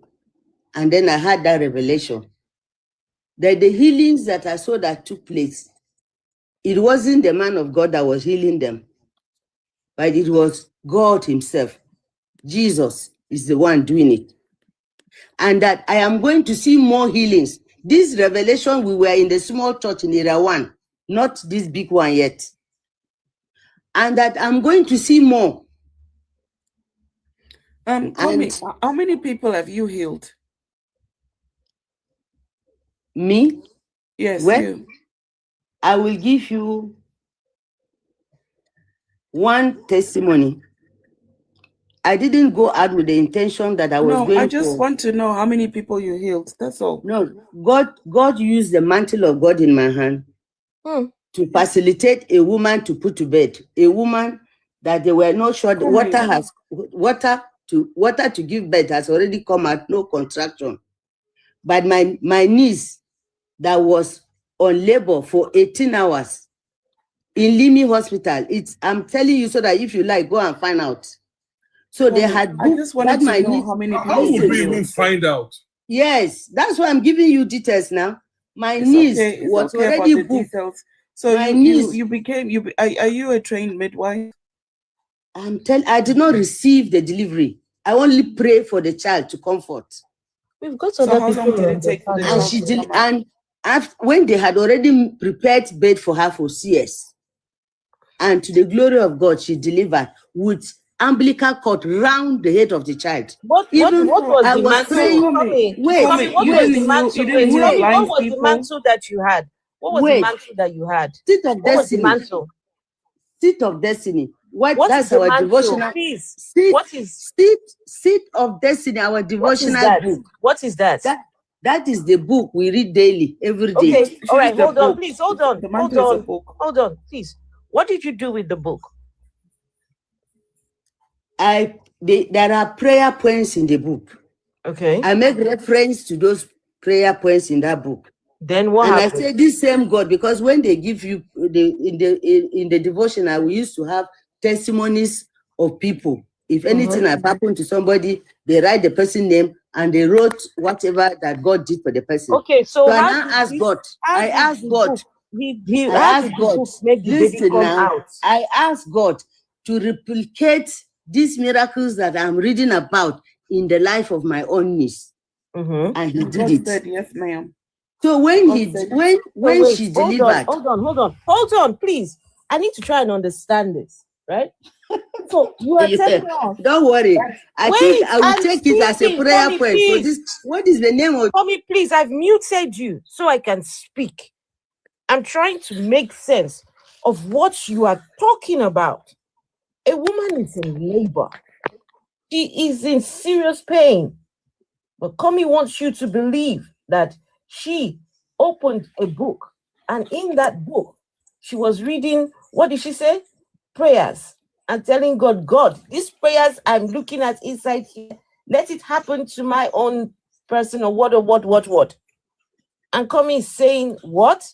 So how did this bring the baby out? Is what I want to know. How did your prayers from your booklet bring the baby out? Please explain. Unmute yourself and explain how. A book is now a midwife. Please tell us how your book made the baby come out. I beg. Now wow. This is what nature is selling these people.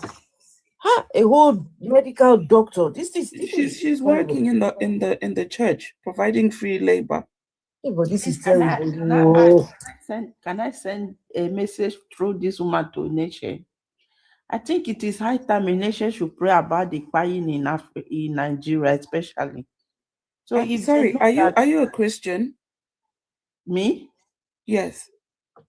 I'm not a Christian. Okay. Okay. But you believe in nature or NHS powers? And they should tell nature to pray. No, she's being sarcastic. I think when she's trying to say, if Eneche truly has all the powers that she says he has, then the situation happening in Nigeria, why is Eneche not doing something about it? He should stop. Eneche, even one man was crying for Donald Trump to come and help. What did Eneche do? Instead of Eneche to go and pray to his God, so that the God can help to do something. No.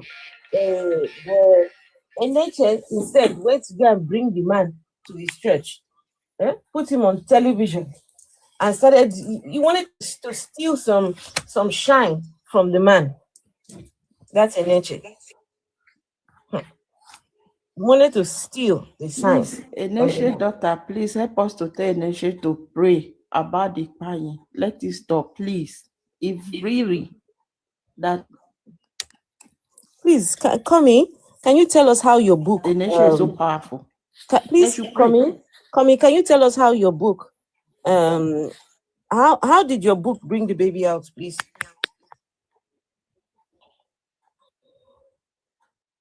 That is fallacy. There's nothing like that. What do you mean that she didn't even use the Bible? She's using some book that Paul Eneche put together, right? Yeah, but it's not even the Bible. It's okay, Vessel. If she's using the book, how did the book bring the baby out? How? Please, Madam Kami, please, I would like an answer to the question. Right? You made a claim that you had an example that your book, somebody was in labor and you started reading prayers from the book. So how did the baby now come out then? Please, madam, can you answer the question, please? Kami, we can't hear you. You need to unmute. How does it happen? I'm explaining to you how it happened. No, we couldn't hear you because you were muted. So we couldn't Okay, hear you. can you hear me now? Now we can hear you. All right, thank you. So I was not around. I traveled then to Lagos. I just came and they said this my niece had been in labor for 18 hours. And she had been the one taking care of my children before she married. She waited in my house. So with the anger and pain in my heart, I went straight to the hospital. So when I went and they said they have prepared place for her for CS, I told the doctor, please just give me a few minutes. Let me cry to God. Even me, myself, I didn't believe it can happen. That's just, I'm telling the truth. But I believe that what I've been seeing happening in the sanctuary, there's nothing God cannot do. So I started praying. I told him that the baby head has come out. He went. They said no. In fact, that last time that the baby came out, he had told me that this is the last time. If the baby head is not there, they are taking her because she wouldn't want my niece to be weak or the baby to be weak. Madam, please tell us, how did your book get this baby out? You're telling us, okay. I have told you that the book give me the great faith that I was able to push with the belief that God can do it, and God did it. You were pushing the baby out. Did you push the baby out? He gave me faith. No, I don't understand. How? Now let me tell you. Okay, wait, listen, doctor. Now let me tell you how, doctor. No, you listen to me. You are reading a book. Someone is laying on the bed. I have read. No, see, out. Can you let me speak now? Please let you me are speak. telling me what I told you. So why not listen and understand what I told you? Is it Can not you better? please just hold on? Can you hold on? You guys are very funny. I beg, I want to sleep. On the bed. A woman is on the bed, yeah, trying to give birth. You are 18 hours in labor, reading a book. Now tell us, how did your book reading, you reading a book, someone giving birth, how did you assist in this birth thing, this birth process? How? Now, there is one doctor, Idoko. He's a very senior medical doctor. He's gynecology in Dr. Limi. Idoko? Yes. He anytime he see me, he call me baby comfort. Baby comfort, because of that prayer that made that lady to deliver without having the child through CS. So He is alive. I've given you the name. You didn't tell us whether you prayed. You didn't tell us what you did. I'm asking you, what did you do? I said, you asked me what mantle was I using. I told you that I came from Johnny, and what I was having in my hand was my devotional, which I was reading in the aircraft. And when I came and I saw the situation, I know that there are a lot of testimonies of people of different sicknesses, different deliverances that God has intervened in their life that were published in that book. So I look at some of the testimonies with the Bible references. So I now use those references on my knees, and I start to pray with those Bible verses, and I make demand on the word of God to become effective in the life of my niece, and it did. Prayed. Yes. Prayed. The book. Yes, I prayed the Bible verses that those people made reference to, that they also got results, and it happened. And when that one happened, this other woman that I told you, because it was a ward, labor ward, and my niece was already on the bed of delivery. Even when the baby came and the doctor was asking me for the time, so that I checked time for them, because of the way I was praying, I didn't even hear him. I'm just telling you. Kami, please answer me this question. This your niece, was she a Christian when this was happening? She's a Christian. She's working in Ministry of Trade and Investment. Her name is Victoria. If you like, go and meet her. I know, I don't want her name. I'm giving you details so that you go for confirmation, because was she a Christian? Was she a Christian? She is, but she was in pain. Okay, hold on. She's praying. Hold on. But Come in, please. I'm going to mute you so you can hear me, please. I'm going to mute you because you don't seem to be able to pause and have a conversation. You just want to just talk. So you've just told us that your cousin, or your niece, who is a Christian, right? She prays to the same God that you are praying to. Same one, oh. You both believe in the same Lord and Savior Jesus Christ. She has the Holy Spirit inside her. Yeah? The Holy Spirit was inside her while she's trying to give birth. 18 hours. The Spirit inside her could not do anything. The God outside her could not do anything. They waited for you to bring your devotional. This woman is a Christian, just like you. But it took a devotional to help a woman out of labor for 18 hours. That is a joke. That is, guys, just think about it. 18 hours in labor. But she comes wobbling along with her daily devotional. What kind of nonsense is this? So the God was waiting for her to appear with her devotional. If she hadn't gone with her devotional, her niece would still be in labor to this day. Can you mute yourself? Also, please, can I ask a question? No, hold on. Before you ask a question. So, guys, you see, sometimes when these people give these tales, sometimes I like to listen because the tales just make a mockery of what this person, what they usually will come up and say, just rubbishes their God, right? Makes a mockery of whatever it is that they believe. So this thing waited for this woman to be in labor for 18 hours. So if Madame Comey did not come with her book, then what would have happened? What would have happened to this girl and her baby? What would have happened? And also, they were preparing the girl for a C-section. But Madame Comey comes with her book and says, no C-section. I hope you know that a lot of people in this part of the world, they frown against having a C-section. You hear them saying, oh, you will give birth like the Hebrew woman. You will give birth like the Hebrew woman. What they mean is you will go in there, push your baby out, no anesthetic, no help, no nothing, just the way the Hebrew women did it. Sorry, can I say good night? I want to go to bed, please. Oh. Good night. Thank you. Thank you, Kami. All right, good night. I wish I could have asked her a question. That's unfortunate. All right. He's not trying to. What did you want to ask her? Maybe she might still answer. Well, I wanted to ask her that in Nigeria, there are thousands of women per day trying to give birth, and we have a very sizable number of them who lose their lives at childbirth. A very sizable number of those women are devout Christians from different denominations.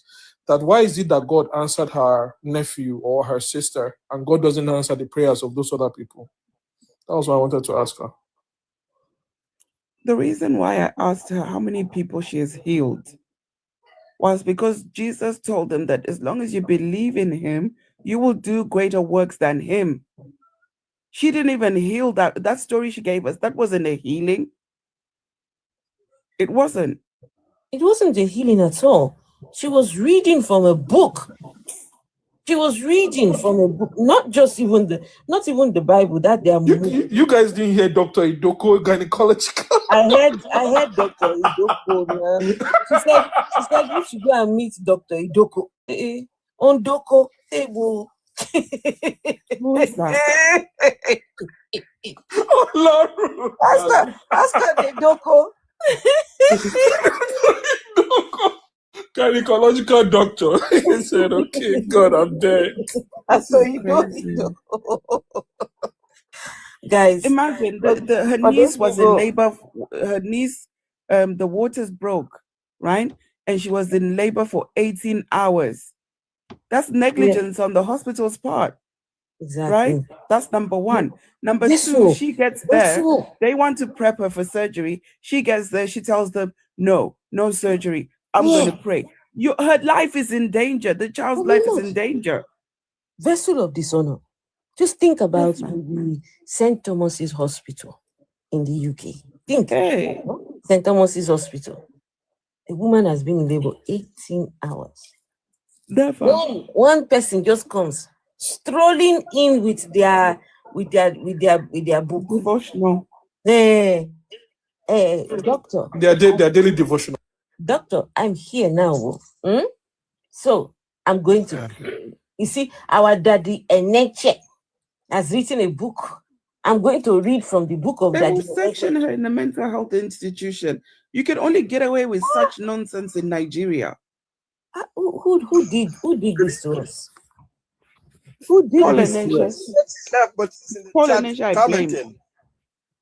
You hear me? She said she left, but she was in the chat commenting. She ran. She didn't just leave. It's okay. Yeah, she didn't want to face the questions. The Afro atheists. So let me just quickly tell you this. So a couple of years ago, my father-in-law, we lost him at UCH. That's the University College Hospital in Ibadan.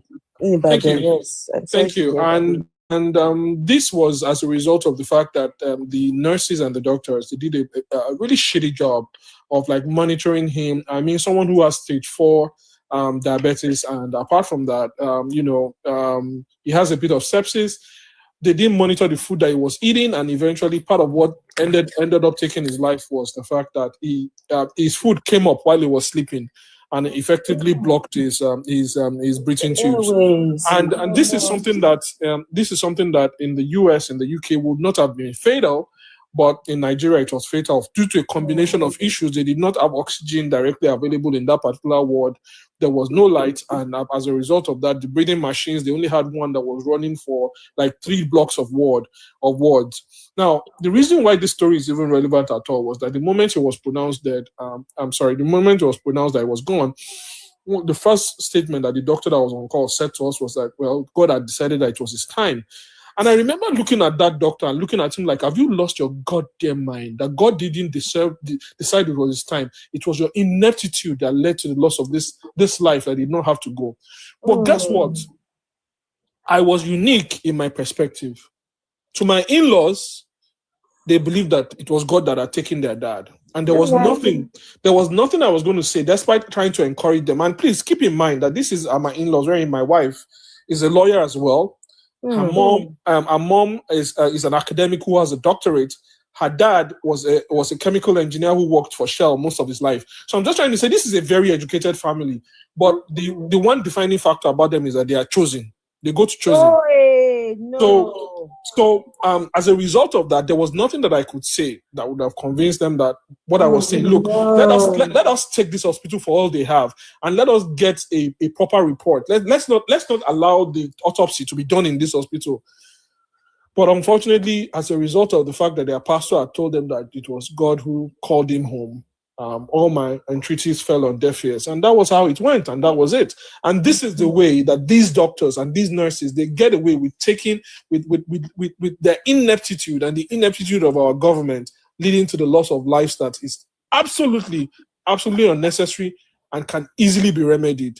I mean, when I tell you that there was just one breathing machine for 3 blocks of wards, that sounds ridiculous, does it not? 3 blocks of ward is approximately about 90 different rooms, just one breathing machine. Gosh. And at the end of the day, when people lose their lives in these circumstances, they say it is God who said it was time. So when I listen to Kwame, I'm not surprised. Yeah, we got Miss Osage. Sorry if I'm mispronouncing your name. Osarugwe. Oh, Miss Osarugwe. No. What a terrifying story, man. You know, sometimes you hear stuff that is coming out of Nigeria in particular, and you see the wealth that Nigeria has accumulated over the decades and how it has robbed, the leadership has robbed the resource. Like, sometimes I ask the question, but what is the heart of those people that watch people suffer like that in a world that have so much? And as soon as they get the cold, they fly out to abroad to go get treatment. You watch your people suffering for stuff that is available. Patricia, I can give you a short answer. These are religious people. These leaders are religious. If they're not Christian, they're Muslim, right? Their God instructs them. Remember, it is their God that chooses leaders, right? The people are supposed to pray for their leaders, right? These Christians, they don't pray for their leaders. So I don't know. Patricia, I can give you a very short answer to your question. A couple of years ago, there was a case that I was involved in. At that time, I was working for legal aid. So as a result of that, I got to be on the side of the prosecution. Now, we were charging a man who was known as Bode Thomas. Bode Thomas is a very famous politician. He used to be famous. I don't think he's famous anymore. He was the head of the Nigerian Port Authorities. That's the MPA. It was in Tinkan Island in Lagos. And this man, he had single-handedly stolen about 90 billion naira. Wow. 90 billion naira from the MPA. Single-handedly, just him. And eventually, when the case went to court, he was sentenced to about 2 years in prison. And there was no repatriation of the funds he had stolen. It was just the time. Yes, it was just the time that he was meant to serve. And as a result of several factors of his health and all of that, that 2 years was eventually committed to 8 months. And later that 8 months was committed to 2 months. And he ended up serving just about a month and a half. And he went back home. And I remember then that the first thing he did when he got home, I'm sure that the Vessel of Honor and Afro-atheists can predict what I'm about to say next. Vessel of Dishonor. Oh, Vessel of Dishonor. I'm sorry. Let me predict, please. All right. You want to text to go and thank God. Yep, that was the very, very first thing that he did. He went for Thanksgiving. In Yoruba, they call it Ikore Agbole. He went for Thanksgiving with his family to an Anglican church. He was well received by his society, well received by the pastor. He made a generous donation that day, about 2 million naira. And then all of a sudden, everybody suddenly forgot and he was lauded. He welcomed back home, good servant. It was just those people, those wicked people wanted to charge you to court, blah, blah, blah. And that was the end of that matter. So when you ask that what is in the heart of Nigerian politicians, I can tell you goddamn well that whatever it is in their heart, I don't know what it is. But if there was real evil in this universe, if there was evil, if there was a force of evil in this universe, right? That is what exists in the heart of Nigerian politicians.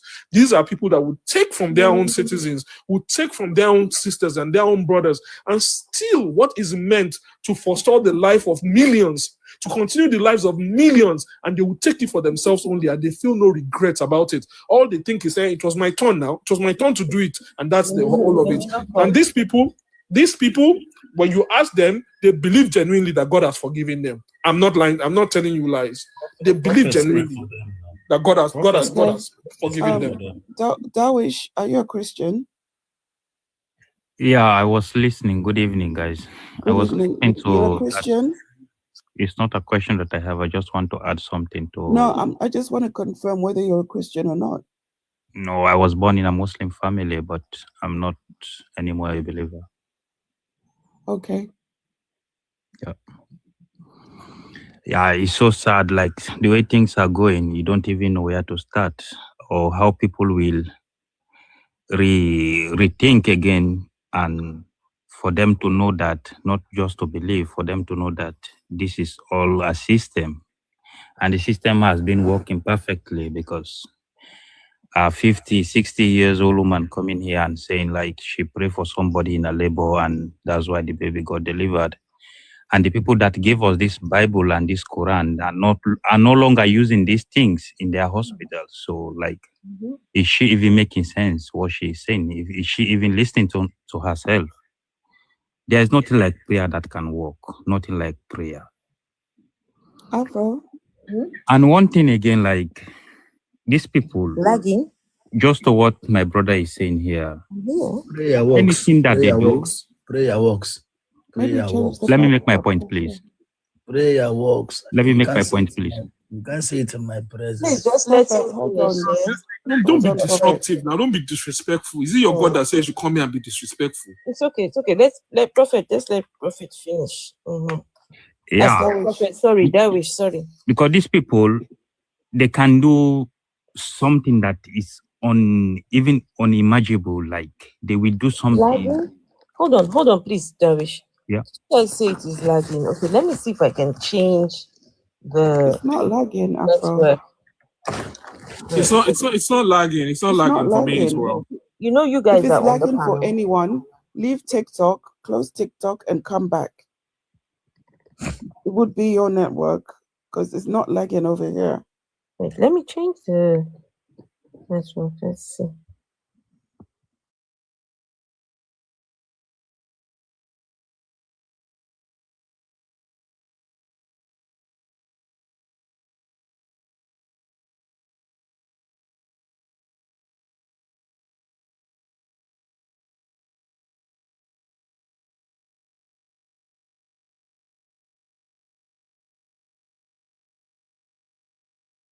Bro, nobody Guys, I'm died gonna for drop me. you guys. Can Dawish finish speaking, please? Yeah, these so-called religious people, they will do something evil and they have a God that will forgive them. And according to these, their books, so anything that happened to this world, anything that you do is the will of God because he know the ending from the beginning. So like they have a way to escape for anything that they do. Nobody hold them accountable. And our people are not reasoning, not seeing the reality that this thing is just a system built on us. It's just like a surgery, a successful surgery that they did in our brain. Just 1 second. Just 1 second. Guys, can you hear? I have changed the network. So what is it okay now? Good, you've been good. You've been good. It's not your experienced any problem. network's been No, good. no, guys. When you're on the panel, yeah, it's different. And the people Oh, that are really? yes. Okay. How can somebody tell me there is nothing like prayer? Please let me know. Prophet, can you just wait? Your This turn You are is coming. provoking me to insult Jesus in my presence. How is this? Jesus the grace now. Like Jesus the Guys, grace. hold on. How is it paused? I don't understand. Huh? Okay, close your TikTok, come back. If it is, then maybe I will go out and then come back again, yeah? I won't shut the light down, but I'll go out and come back.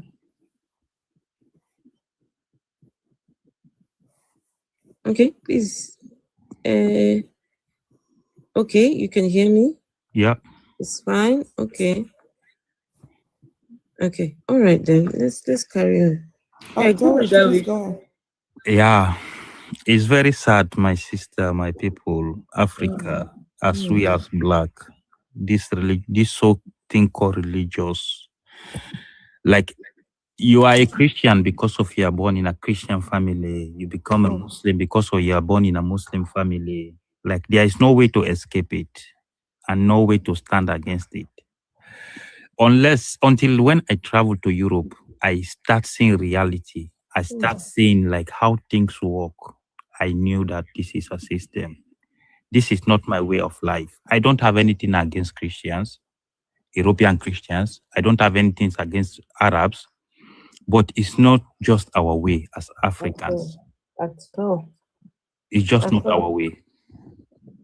That's all. And you can't bring your ideas from whatever place that you're from to someone else's and say to them, now this is what you must follow. Now this guy, he died for you. Like what? Who is he? A book that like 40 people came together and write the book, rewrite it, They didn't translate come it, together. Listen, edit it, take some. No. Nobody came together. They didn't come together to write the book. They wrote their own books, right? Over a period of thousands of years. Thousands. Now, some other people who needed to put a book together to control people, to control the followers, decided, okay, we need to put a book together. We need to put something together and call it the Word of God. Now, those lots came and picked up the books. Other people had written thousands of years ago and put it together. And now they now call it the Word of God. Can you just believe this? The Word of God. God have mercy. Anyway, we got Prophet. Prophet was busy talking something here. Afro, may I speak before Prophet go? Yes, I wanted to you can. respond to what Five shared about what is going on in Nigeria. I don't know how many times I shared it here, but I've been involved at least 20 years in a lot of the movements here dealing with the African struggle around the world. But I know a lot of the folks who've been leading that struggle for the past 70, 80 years almost. Most of them passed away in the 90s and the early 2000s. Two of our major scholars, Dr. John Henry Clark and Dr. Yosef Ben Yakadin. Dr. Clark is from America, Dr. Ben is from Ethiopia. And they have raised whole armies of scholars. And, I was speaking to one last night, he's in his 70s, about the different struggles they had against apartheid, the struggle in Zimbabwe, everything. And there are many of them in their 80s now, late 70s, and they almost want to cry when they look at what has happened in Africa and the Caribbean too, but especially Africa after all of the sacrifice, all of the building networks across the world with our people, to see that African men has risen to power and have become the center of oppressing their people, especially these frauds hiding out in the religions. It's heartbreaking. Well, we might just have one of them here with us. Hello, Jeffersons. Let's hear from you. Has Jefferson spoken? And then we will hear from Prophet. Okay. I don't know what mistake that their God came to correct after he regretted creating us. Wanted to unalive us with water. He wanted to drown us. He regretted, then came again and said the laws that he made before were not enough. He then had to come through a virgin. Arrest.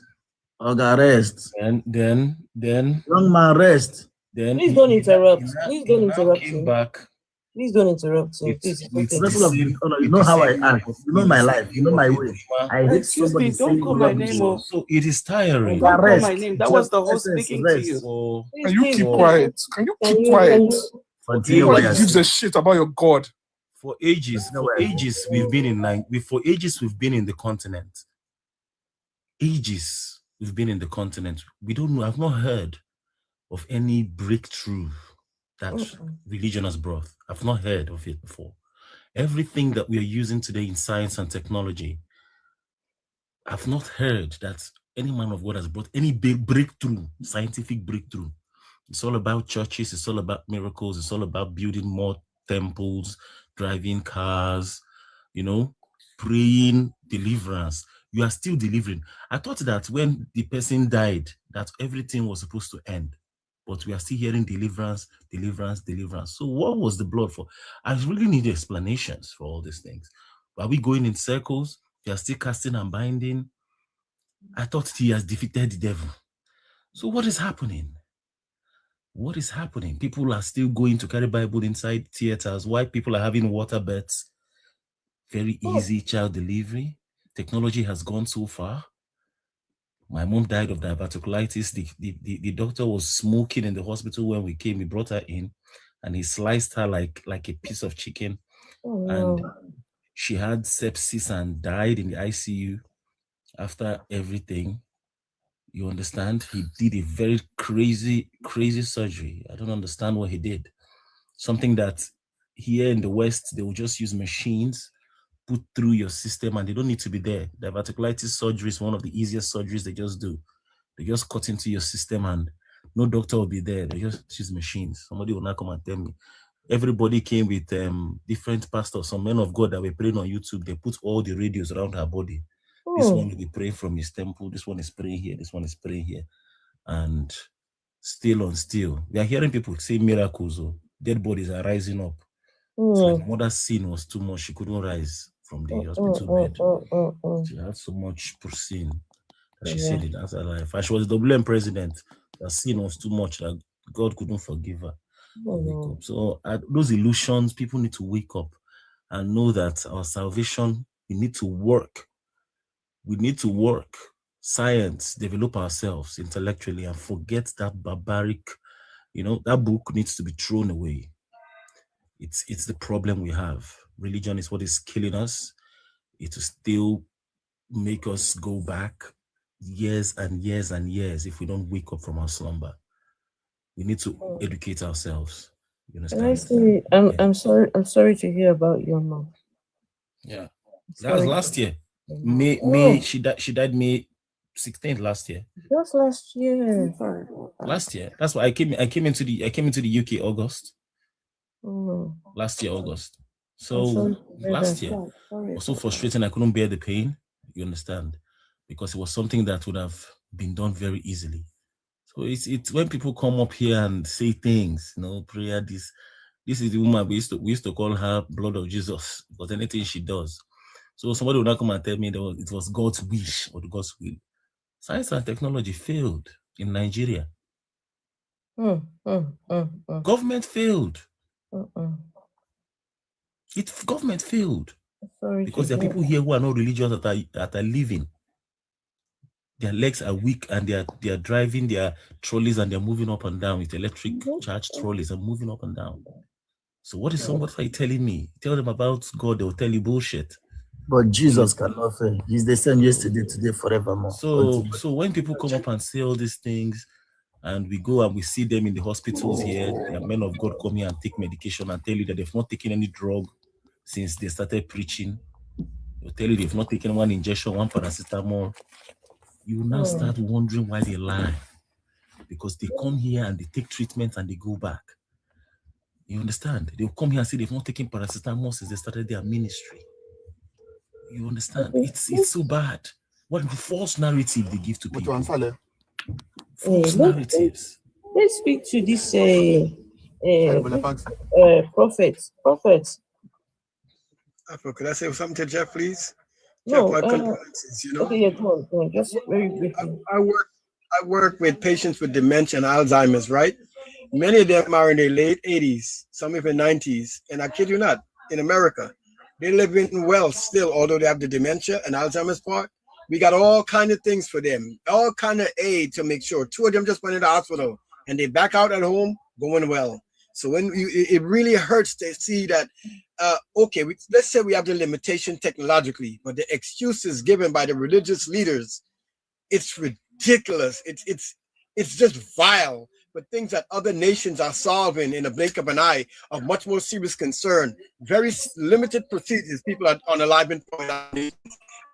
Listen, I swear, I can't take it anymore with African religious people. Yeah, can we hear from Prophet, please? Prophet?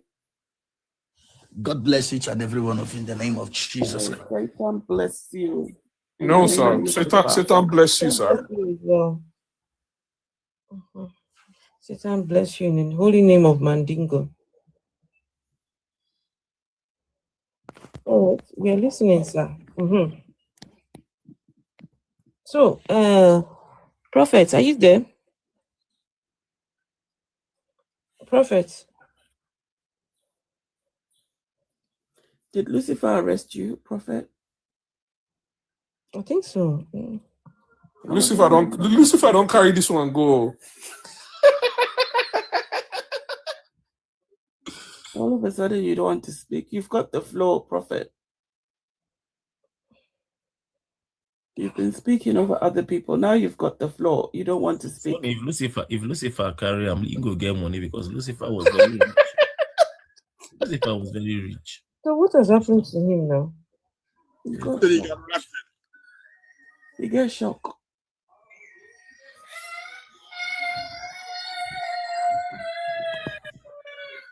This baby is that baby. Sorry, You know Prophet, are you there? This is a joke.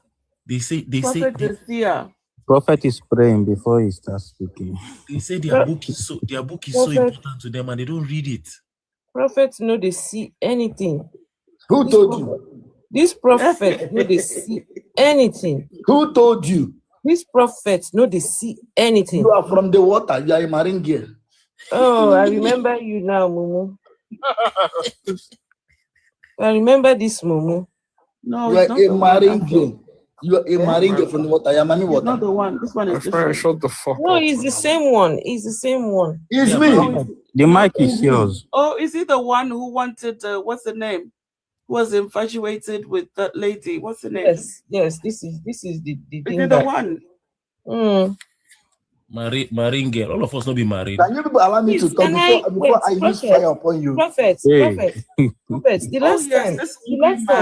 Wait, hold on. Please let me speak. Hold on, please. The last time you told me that I am from the Marine Kingdom. Yes, and I will deliver you. Okay. Please, can you tell us where the Marine Kingdom is?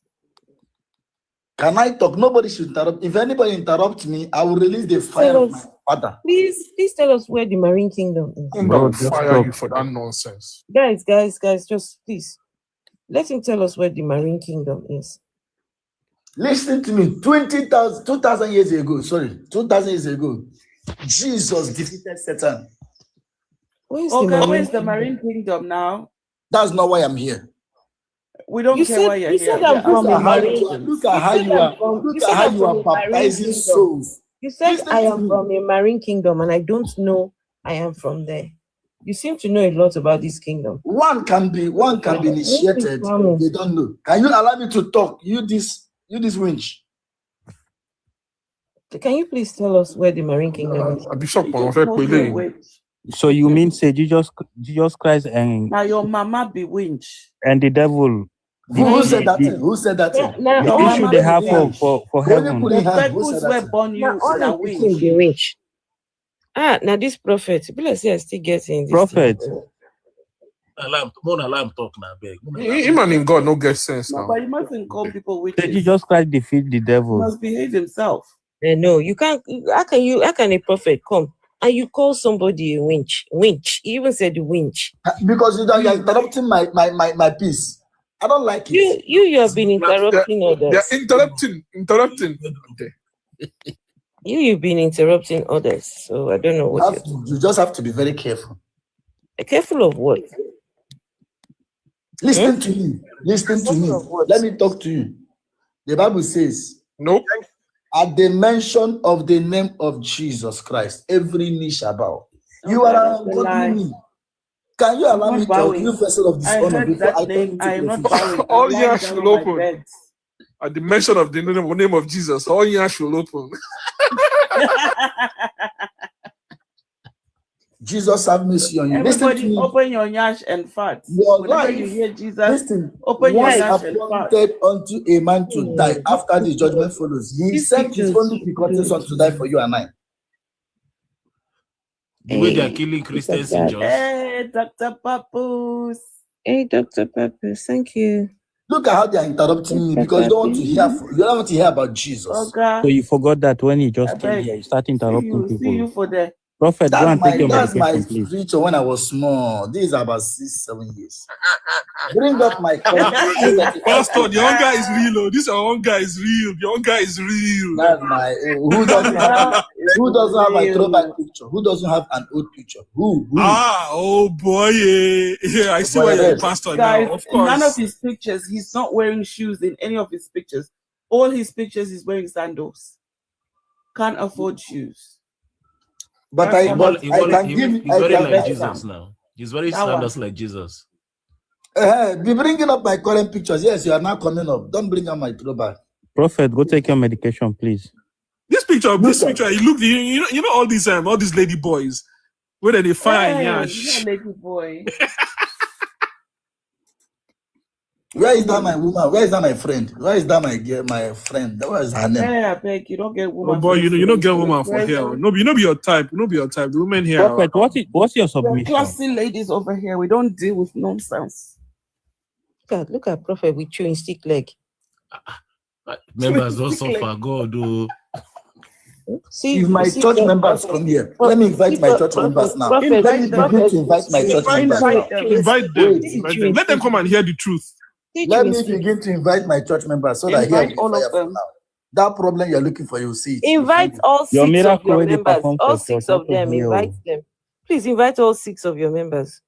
All 6 of them. I'm ready to drop. Let them come up. Listen. He mustn't. I don't think this one has anything because I don't know what he's doing on TikTok. Calling him Prophet the Seer. He's a troll now. He's a troll. He's obviously a troll. Wait. Let me finish. So you want to be seen for people on TikTok only. Holy Banza. This one. I'm not a TikTok pastor. Listen. Before I turn you to crayfish, I'm not a TikTok Banza. Don't tell anyone to crayfish. I think I know why he keeps talking about crayfish. Look at the legs. Look at the legs he has. Crayfish legs. Yeah, that's why. That's why you want to turn other people into crayfish so they can resemble him. But your plan is. I'm inviting people from my church. You are going to Prophet, you fail us for Africa. Vessel. Very disappointed at you. Vessel, he wants to turn someone to crayfish, but he goes to the market to go and buy crayfish. What a Shut up. Imagine, Jeff. Why don't you turn your church members into crayfish? Why are your hands that color, that yellow color? In his Do you have mind now, jaundice? in his mind now, he thinks he's doing something online. Look at him. Look how he highlighted his nose. He's using bronzer on his nose. Everybody, all the pastors, the big ones, they don't make money finish. You just come now where they expose pastors. Say now they do prophets. You better go and look for a better job and do. Who told you? You better go and look for a better. You better go and look for a better job. You have not made money. You better go and look I can for feed you. So you make money out of this pastor work. Now what for you? It's the The Bible easiest way. says, that you don't need the gift of certificate a to man become a make it way pastor. for him. The gift of a man make it way for him. You get gifts. Somebody sow seed of $1,000, $10,000 to me today. $10,000. You are a liar. All these lies, what are they talk now? They He's use a liar. He's obviously a liar. You are And he a has no liar. he obviously has no Guys, conscience. One second, please. Somebody sowed a seed of $10,000 to you. Yes. What will be their harvest? Their harvest is $1 million under 7 days. So wait, if you have the power to to make this person have $1 million in 7 days, so why are you on TikTok? Am I on TikTok for money? Why I'm are you on to TikTok preach the begging? gospel of Why our are Lord you Jesus on Christ? TikTok begging for change? Begging for what? Begging for change. We How know do how you you we know how you operate. We How do I know. operate? How do I operate?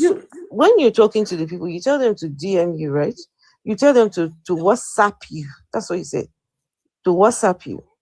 Then it's in the WhatsApp. What's up? You not tell them that they have to sacrifice something for whatever it is that you're going to tell them. Why are you accusing me of what I don't know? Their God like sacrifice. That is not good. That's bad. Prophet, you fail us for Africa. Shame on you guys. Shame on you. Their God is to like you to sow seed. Shut up, you small boy, before I turn you to Prophet, Shame on you. go and look for a job.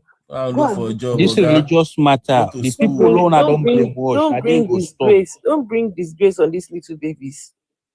Let God of Hannah visit your womb right now. Carry your twins. What the fuck? They're unaliving his brothers in Let's South God Africa. of He Hannah. cannot see it. Which one is God of? Those are Please, not his kids. Those are not his children. Please, what is God of Hannah? What is that? God of Hannah. God of Hannah is the God of Abraham, Isaac, and Jacob, the God that created you and I, the God that has heaven, the God that is up there watching your uselessness. Shame on you, Pastor. Did you say God of Jogodo? Or Wait, God of what did you say? hold on, guys. Please hold on. So you said the God is up there. Please These tell us. people are not trained. They are not mannered. Give us a They are not location. disciplined. Give us They a are location. talkatives. Give us a location for where this your God is. He is in heaven. Where? And where is heaven? He's in the heavens. Where now? Well, you said it is up there. Heaven is up there. Where? Where exactly? Don't tempt the Lord thy God. No. I'm asking a question. There's no way I can tempt your God by asking a question. If your God can be, Where is Satan? if Where your is God, Where is your if Satan? your Where is your God, master? if your God is tempted by a singular question, then your God is done for. Satan tempted their God. Nothing happened. I beg, tempt him. Your God is doomed. Okay, so Satan tempted their God. He's not If you kissing say Satan. that again, I will slap you. You said your God. You said your Satan God tempted their God. He's not Wait, kissing hold on Satan. now, That Jeff. again, I will slap you now. Try it Jeff, again. hold on. Jeff, hold I on. will give you another slap. Try it again. Prophet, please tell us where your God is. Otherwise, your God is fake. Shut your trap. My God is real. Where is your God? Where is that lady? The other lady. Where is your God? You say he's in heaven, Mr. Liar. Where is heaven? Heaven there, your head.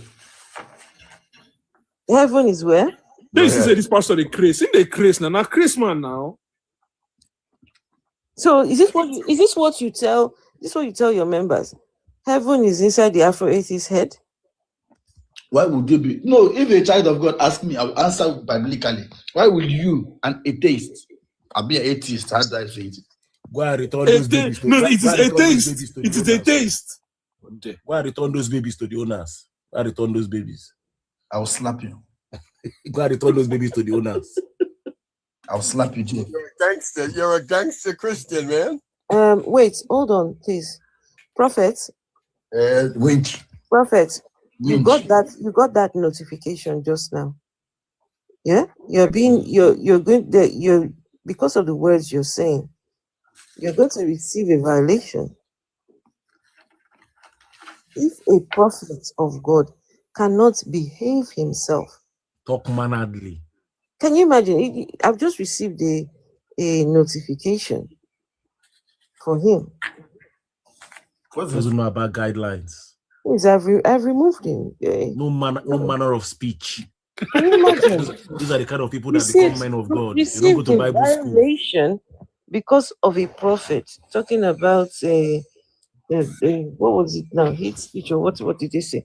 You only need to look at his face to know that he's obviously a scammer. Obviously a scammer. An illiterate. What is scammer? Illiterate. How can you come up and tell people you're going to do things to them? To the phone. Turn you to crayfish. I'll turn you to crayfish. You understand? Look at it. You can turn people to crayfish. You cannot turn Nigeria's situation around. See the crayfish himself. He's obviously a thief, like old Lenny now, old Joe crayfish. Look at crayfish. Old Joe Lenny now. But you know, it speaks volume though to what is happening in the society where so many young men, in particular, aspiring to follow footsteps in the same game. It's disturbing. Patricia, I hope you can see what we are seeing in Nigeria. I hope you can feel it. This is just an example. Somebody said somebody gave him $10,000 and the person will get 1 million in 7 days. The person would. Can you imagine? Nigerian religious leaders are a central part of conversation here in New York among the African community that is kind of involved in the conscious in different amounts. Prophet, watch your tongue. Why did you remove me, coward? Prophet, watch your tongue. Okay. Watch your tongue.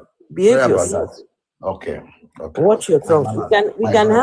We can have conversations without you being using explicit words. Without you being obtuse. We can have conversations. So, Prophet. Okay, you know what? I'm going to mute you. When you're done chewing, please let us know. When you're done chewing, we can't have you chewing in our ears. Most of all these people came from homes where they were very, very neglected. They want to make it in the society, make quick fix methods of doing things. Come up money monging, and it's crazy. And Jeff, you see the much more sad part of it is that you see the owner of this page is not insulted. Excuse me, please, Prophet. Prophet, you indicate that you want to speak when you want to speak. That's where we're. Hold on 1 second. Hold on. You're talking to somebody about them being insultive, but you were the one that received a violation for the words coming out of your mouth. I don't understand. I thought his God say when they slap you, turn the other cheek. If anybody is being insulted, it's you. To the extent you received a violation. Nobody else has received a violation so far. Let him forgive us 70 times 7 times. I've been at 700 times 7. My bishop is in the house. My Lord Bishop is in the house. I invited him. That's good for you. So one of the things what I wanted to say is that you see, Patricia, the much more tragic part of people like this is you see that quasi confidence that you can see, that cheap confidence that you can clearly see him exhibiting, right? Of course, it's not going to work on anybody on this panel, and visibly so. We have more than one brain cell between all of us, but you see the people on the grassroots, that quasi confidence, it works with them. He's going to get the people of the grassroots. It's people like him that inadvertently blunder their way and bluster their way into positions of power and lead our country down the path that it's going. So don't be upset and don't be surprised when maybe Jesus you speak is to real. Jesus is real. yes, sure, if that's how you feel. But long story short of what I'm trying to say is this: is that his quasi confidence is copied from someone. He obviously has one person that he respects who has blundered his way into some sort of Nigerian version of wealth or middle. I can bet on you that this guy has 10 girlfriends in his church. He's looking for somebody. He's looking for a woman. He doesn't have a church even. He does not have a church. I can bet he has people that he tells vision things, and he has 10 Of course girlfriends. He does. Of course he does. Yeah. He must. I can bet on it. And he'll be surprised how I know. In short, I'm the prophet. Jeff Essence. You look this person like we go fit get this amount of girlfriends. Leave her If you know my sister, that's the tragedy there. Jeff is not wrong. Leave her more. Don't be buying like that. To those guys, they follow this guy. Women. But do you know I'm a virgin? Do you know I'm a virgin? Hold on, Prophet, give me 1 second. Prophet, give me 1 second. I'm going to just need a minute to do something, right? I'm not surprised. Wait. You say you're what? I'm a pure virgin. Heavenly witness. I'm a pure virgin. Okay, I think you're good in comedy, but I want to say something to what both you and Ivy said, right? I'm not surprised. My people are coming here. My people are here now. Okay, 1 second, Prophet. What is occurring is that religion has become like the central social status issue in many parts of Africa, Nigeria being number one. And so I'm not surprised that certain people or many people in the society going to allow for the most tragic example of a religious person to get access to their power. But I want to go before this. I want to go back to the 1950s and the 1940s, right? And I keep mentioning this work for a reason, because we need to look at it. We need to go and look at what Frantz Fanon was doing on the ground in Africa as a psychiatrist when he was dealing with the kind of broken personalities that was being exuded across the African continent, especially amongst the males and their hunger for power and status, and predicted we would see this rise of very crude personalities, males personalities, as their desperation to rise into power. We need to go back and see how long people predicted this kind of crude example of these crooks hiding out in different institutions, but especially religious institutions. This is not an accident. Patricia Gill, if you make noise again, on before now and 3 days, I'll prophesy. You will not like what will happen to you. Your prophecy is not like, see, if you prophesy, I will de-prophesy you. I will tell you I'm the real prophet. If you prophesy, I will de-prophesy you. In 1 month, you'll be arrested. What if the people like us own the security agencies? In 1 month, you'll be arrested. What if people like us can control both the military, the police force, whatever, with one call? Yeah, that's possible. And your life will be the way it is, right? I beg, my brother, shut up. And Prophet, you do that in Nigeria. I'm not in Nigeria. You do that in Nigeria. Forget that. So, I'm gonna be honest, Prophet. Others might have that ability. Somehow, I don't think you're in that club. What's this one saying? We heard him very well. You're the person who's not hearing him because you didn't do English class, so you ain't gonna understand. Is he a dumb? Let me do miracle on him now. You're the person who's deaf. You're deaf. Wait a minute. I want him to do a miracle on me. Go ahead. Give me a miracle. Can I do miracle on you so that you speak well? Give me a miracle. Yeah. Wait a minute. You are speaking like an imbecile. Can I do miracle on you? Excuse me. Please, no. Please, excuse me. Prophet. Mind your words. Prophet, please. You will not use people's what you call it, a protective character. Yeah, derogatory words. No, protective characteristics, yeah, of a person to insult them. Please, you will not do that. Oh, Afro, please let him. No. Please, no. I love you. You're a wonderful friend of me. Please let me. He's got a violation already, and I don't want him. Okay, so let me help him. Prophet, could you perhaps instead of putting the insult in there, can talk could about you perform a miracle I want to do a miracle universal. Okay, hold on. I'm talking to you. Could you perhaps instead give me the miracle of a wonderful woman falling in love with me? Can you do that? I want to do miracle on you so that God will change your life for better. Okay, wonderful. Go ahead. That's an ambiguous statement. Okay, Be specific. Well, let's see what he does. Go ahead. Be specific. Yes, specifically what? Specifically what? I love how this young man speaks, Jeff Essence. Forgetting the content of his speech, leaving the content of his speech, but how he speaks discipline. Prophet, hi. We can learn from him. But others are just noisemakers. I'm asking you to tell me exactly what God will do to make my life better, please. What area of life? My bishop is here. Is it going to be financially? Is it going to be in love? What's it going to be? Who the hell is your bishop? Friday is not a day for miracle. Bishop, hold on. Let him go. Prophet. My bishop is here. God's going to help me in. My bishop is here. My bishop is talking to you about Jesus. Bishop. Okay, so Prophet. Bishop, if this guy is one of yours, you should be very embarrassed because he is really bringing a lot of shame to whatever it is you guys have got going on. This person, it's a damn shame. Right. Okay, so Prophet, do you think you're going to is it going to make my life better in my job? How about that? Will my job be better? Let me be, young man, please. Bishop is here. Wait a minute. Did you call me? Wait a minute. Hold on. Prophet, did you just call me a young man? Okay, young old man, please let me be. My bishop is here. Wait a minute. A young what man? What is this one saying, Seth? Who is? No, Prophet. You're talking to me. Hold on. I need to know what you called me. Can you stop doing that? Stop making fun of people. Come on, Prophet. What kind of prophet is this one? Well, please. Wait a minute. Prophet, you called me a young something man. What did you call me? Allow me to be now. He called a young old man. When you were insulting my Jesus here, since you were insulting Jesus, is Jesus your brother?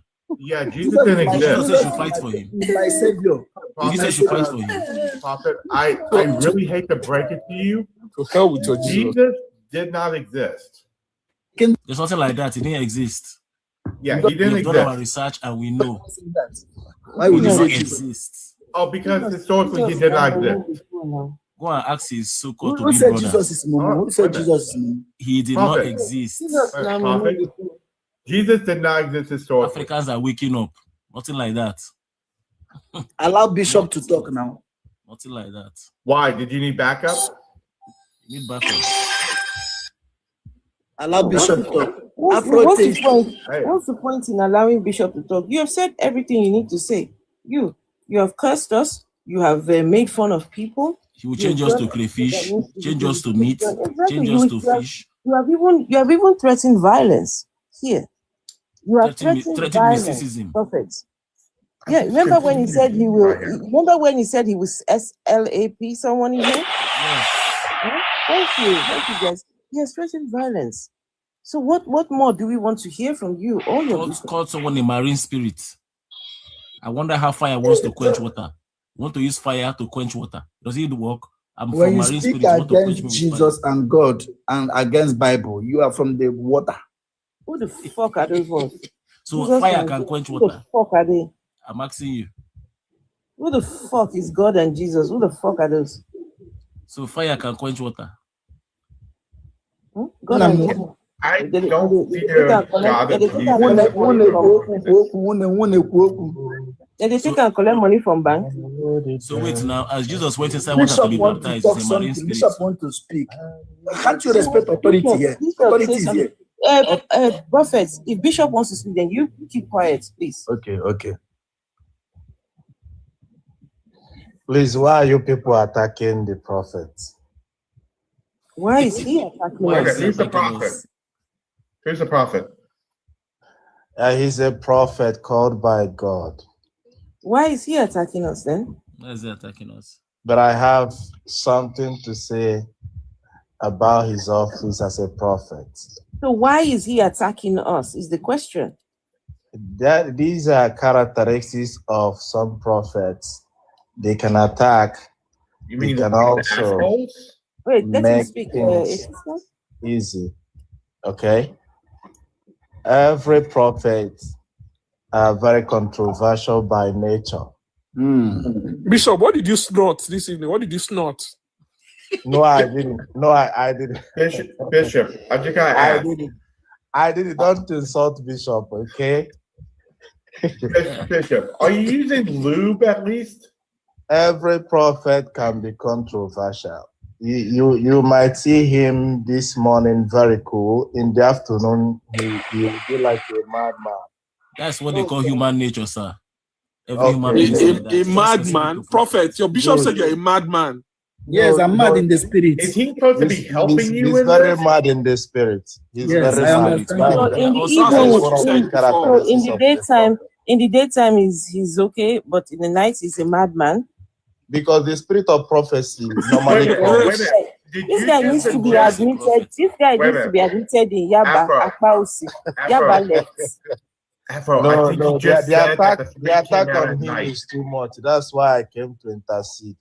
You know, if he stays here, he was lucky. If he stayed here for the next 30 minutes, anointing would have left him. I'm just curious. Do you think you helped him? I felt it. I felt it. Do you think you helped him? Somewhere. I'm just curious. Do you think you helped him in this? Vessels cats. Do you think the words that you said was actually helpful to him?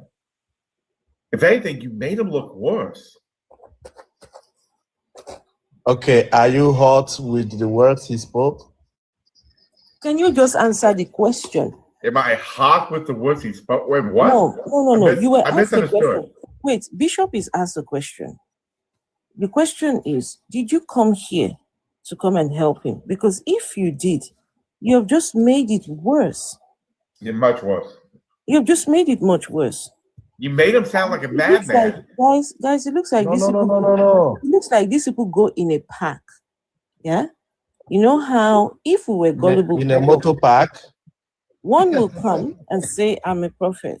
Okay, that's Then a the other ghetto. one That's will a ghetto. slide. You are calling him a ghetto prophet. The other one will slide in and say, oh, Shaka, Afro, my prophet is Afro, here it is a now. playbook.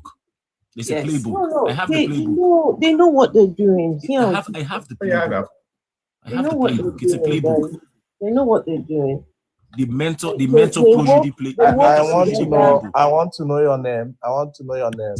You're atheist cats. They go together in a pack. Okay, the female voice. I want to know your name. Why? No, I want why to you want to know my name? You introduce yourself before you ask for somebody's name. My name is Queen Sheba. Good. And Queen I'm Sheba. Mandingo. Okay. Queen Sheba. What is the meaning of Sheba? I don't know. It's Queen Sheba. Okay. But you know yourself. You don't know the meaning of your name. Yeah. Names don't actually have meanings. It's whether somebody decides to make it. Yes. Sheba Every means the name queen has of a Ethiopia. meaning. So, Okay. Bishop, my real name is Mandingo. Do you know what that means? You can tell me. Okay, so it means I am better endowed than you. Than me? Yeah. Endowed by nature or by what? Well, it's all natural, baby. All natural endowment. Natural endowment. There's no preservatives or changes to this. This is 100% natural. Are you a telepath? Yes. Oh, that's not what makes things move. Jefferson, are you Not a from that telepath? dingo. I am a telepath. I'm a psychopath. I am an empath. And all parties. All the parties. I do all the parties. Anything else to do with yeah, homophobes. Joe.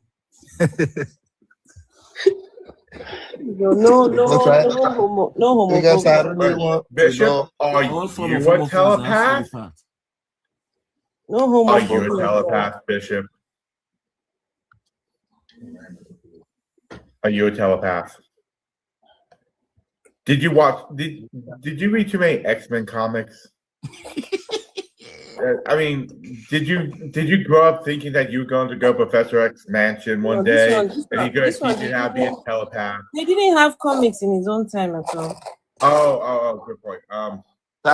Shakveli Park. Host, please display the bishop's page. It's so weird. Why display the bishop's page? Imagine. Okay, hold on. Bishop, Yeah. when were you ordained as a bishop?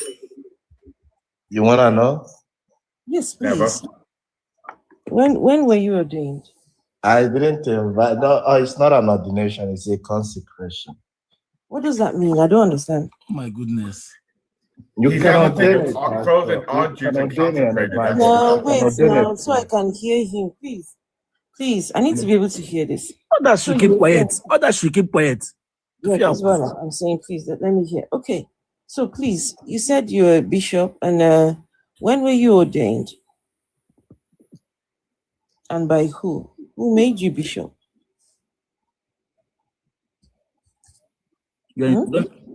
Don't speak low of my bishop. Oh. Anointing is too much. I'm asking a simple question. His anointing is too much. When were you made a bishop? He's By coming. who? He's coming. He created a bishop on 21st December 2025. Okay, 21st of December 2025. Wait a minute. It's only a few months? Yeah, so you've only been a bishop just for a few months, eh? No, you should be telling me congratulations now. Yes, congratulations. You shouldn't be attacking my episcopal office. Just hold on. Guys, please, I'm trying to just have a conversation with this man, please. So, you were made a bishop. Now, tell us, before you were made a bishop, were you a pastor or a prophet? What was your office before bishop? Yes, I'm a pastor before the episcopal. Before what, sorry? Before the episcopal office. That's the office of the bishop, the episcopacy. Okay, so you were a what? You're a preacher. Yes, by grace, not by merit, by grace. I don't understand that. What do you mean by grace, not by merit? What I mean by grace is that you can't be a preacher because you studied philosophy, because you studied theology, because you studied humanity. No, you can be a preacher by merit. You know, God will call you, and then you make yourself available for the work of God. Sorry, I don't understand. You mean that you can just wake up one morning and say, God called me? No, you can't say. You can't say. So how do we know that God called you? If God You called can't say. you, You can't say that God called you. No one taketh this honor upon himself. Okay, so how? Okay, before you became a bishop, where were you serving at? Where I was serving at? Yes. Yeah, I am an international bishop. I've served in different countries as a pastor. Okay, so you were a pastor? Yes, I'm a pastor. I was in India. Why then did anyone decide to make you a bishop? Not anyone. No. Not anyone. Anyone. It's an insult. Nobody can wake up and make you a bishop. Okay, who made you a bishop? And now the question should be, I am asking, who made you a bishop? Who ordained you as a bishop? You want to know the genealogy of my episcopacy? No, I want to know because every bishop has a lineage, just like your ancestors down to you. Every bishop has a lineage. Nobody can just wake up to make you a bishop. This is an apostolic lineage. Bishop isn't blood related. So what is right now? Where are you practicing your bishopry? No, you don't practice your bishop. It's not a legal office like a lawyer. So where are you doing? Where are you practicing this thing at now? Imagine practicing. Here, it's not a no. You are using the wrong words for the You are not bishop. insulting him. Okay, hold on. No, you are using the wrong words for the bishop. Are you a TikTok bishop? It's not a profession. Are you a TikTok bishop? You can't see me on TikTok, going live. No, you can't do that. My prophet invited me. Then I honored his invitation. I'm not, you can't always see me on TikTok. He told you on Tinder to come over. Yes, he don't always invite. Bishop, did you just say yes? When he invited me, I thought as much, okay, I can honor his invitation. And then need to chop kiwi fruit for this thing. Yeah, but give me some food. Give me some food. Was that on Tinder? Let me see. Grinder? Yeah. Is that how the two of you met? Okay. Queen Sheba. Okay. I think I might have found the answer there. Queen Sheba, did I hear you tell me any congratulations? For what? Oh, wrong question. For congratulations now? Congratulations for what? I'm not sure I understand. Okay, but I heard someone say congratulations, maybe not from maybe from Jefferson's or from Vessel's Cats. There's not a single person here that said congratulations. I'm sorry that you was able to send in your 5 box tops and be able to get your little certificates that said that you're a bishop now. Wait, what theology school did you go to, Bishop? He didn't. It's okay. I want to hear him. No, Afro, I don't think you understood what he was saying. He's saying it's blood related. He became a bishop because he came from a line of bishops. It's okay. I want to know from you, sir, what Bible school did you go to? You were asking some questions. I didn't go to any Bible school. I studied philosophy and I studied theology. It's not a Bible school. From university? No, from seminary. Oh, you went to seminary? Yes, I'm a product of every bishop is a product of seminary. How many years were you in the seminary for? My philosophy days, I studied 4 years in the philosophy, then theology 4 years. You studied 4 years in the philosophy? Yes, I'm 4 years in theology. I'm kind of curious. What's your best field of philosophy? What was the area that you were best at? My best what? What field of philosophy was your favorite? My favorite philosopher? No, philosophical field. What's your favorite? Field. You know, Queen Sheba, if Versus Cat speaks English, you will now translate it to me. Okay. Well, that was a backhanded attempt to be an insult. So what question? Queen Sheba, I'm hearing from you. Is that field okay. of philosophy did you like most? Okay. Philosophy I love most. Has to do with ideologies, empiricism, pragmatism. You know what I'm talking about? No. But empiricism, pragmatism. These are ideologies. These are ideologies, and I wouldn't say it's a philosophical jargon, but they are ideologies. I don't think you understand what a field of philosophy is. No, philosophy, you think you want me to give you rudiments about it? All I asked you was what field of philosophy you like the most, and you couldn't give me any fields of philosophy.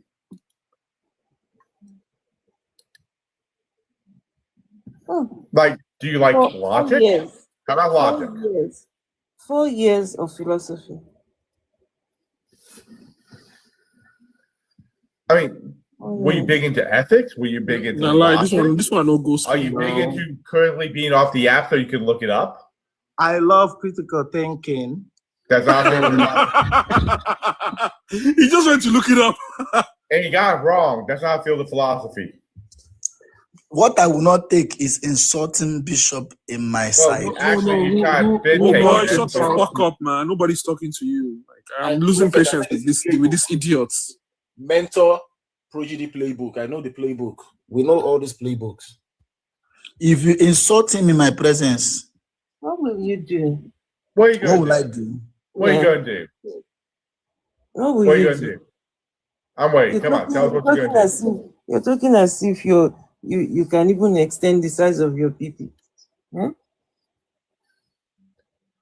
Why are you too in love with Hey, my Prophet, throwback are you, pictures? how tall are you, Prophet? Are you like 5 foot? Versus cats. It's like you are a philosopher. I'm a historian, actually. Okay, can you tell me something about the existentialism? No. He asked you a question. We're waiting for the answer. I said you should be Queen Sheba. You should be his interpreter so that I can always get his questions He straight. asked you a question first. Repeat that question by yourself. He asked you what field of philosophy? Which one? What was the question again? Even? That's his favorite field of philosophy. He has yet to give one. Yes, we're still waiting. Critical thinking is not a field of philosophy. Now I understand. You understood it earlier. Now I understand. Maybe we can discuss Marxism privately if you want.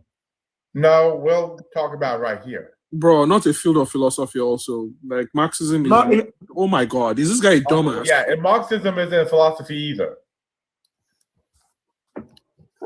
Oh, wow. Shy, all these bishop, TikTok bishop.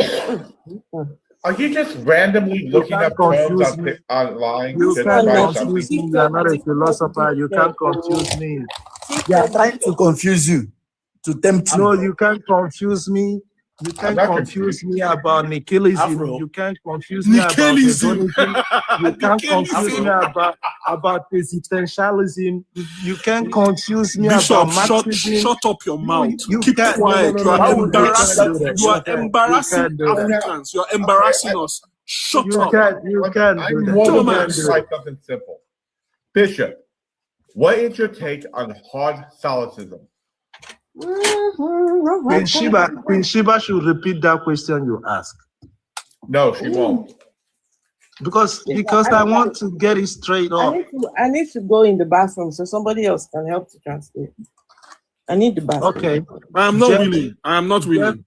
Jeff Essence. When Vessel Cat asks the question, you can make me understand the question. Bishop, you're trying to control the frame here. You're trying to use psychology to control frames. No. He's nowhere near that sophisticated. Don't make him out to be sophisticated. Bishop, he's nowhere near that sophisticated. Yeah, this isn't that. This is basically 5th grade. You're trying to I control can't frames. understand. Everybody here is bulletproof. You know We're what all this is like, Jeff? I don't know if you've had it before. It's like when two friends are fighting, and one friend right in front of the other will say, "Hey, could you tell her I hate her?" And the other one goes, "Well, you tell her that I don't like her dress." It's basically he's being petty. He understood every single word I've said. Yeah. He has. But he's trying to do is demean me. He's trying to bring me down because he's controlling the frame. That's what he wants to do. He knows he doesn't have a lick of in hell to go against me on any electoral topic. He doesn't have the ability. His mental acuity is 3. The lazy people, they won't go and find real That's wealth. Scott. You got where he was going to. That's what he wants to do. Oh, I know where he is. Instead, they scam people with religion. What kind of? Oh. We are bulletproof. Bishop, you're a thief, and I've gone through his profile. He's obviously a thief, and you're an embarrassment to everything that your people stand for. You're an embarrassment. You and this dumbass prophet that is above. You are both an embarrassment. I think you could just stop with "you're an embarrassment" and left it there. Technique, logic, and aesthetic. See. Jeff Essence, I'm hearing from you, right? Bishop, please don't curse him. Please have mercy for him. No, Have no, mercy no, on no, him. no, no, no, no, no, no, no. Why would I do that? Is Just this have a mercy. free? This is a free discussion, I think. Oh my God. Oh my No. God. Bishop, Why? please don't turn your Can you anointing. shut up? Shut up. Shut up. Literally, Please have shut mercy up. on No, this. Prophet, why should I do that? Please, I'm actually let mercy eating. That's speak. why I'm People, quiet. people Let that I mercy. met, These people are your children. They are your children. They are beautiful souls. They are beautiful souls. Beautiful Yeah, souls. philosophy, metaphysics, epistemology, ethics. They are your children. Mercy for them. No, they are not my children.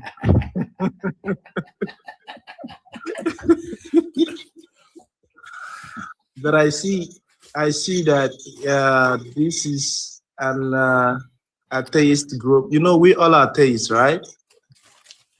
Who is we? We all. I become what you are. Sorry, You excuse become me. what I am. Bishop. Yes, Queen. We are not atheists. Atheists. Okay. We are not atheists. You are what? We are atheists. Atheists. That's what's pronounced. Atheists.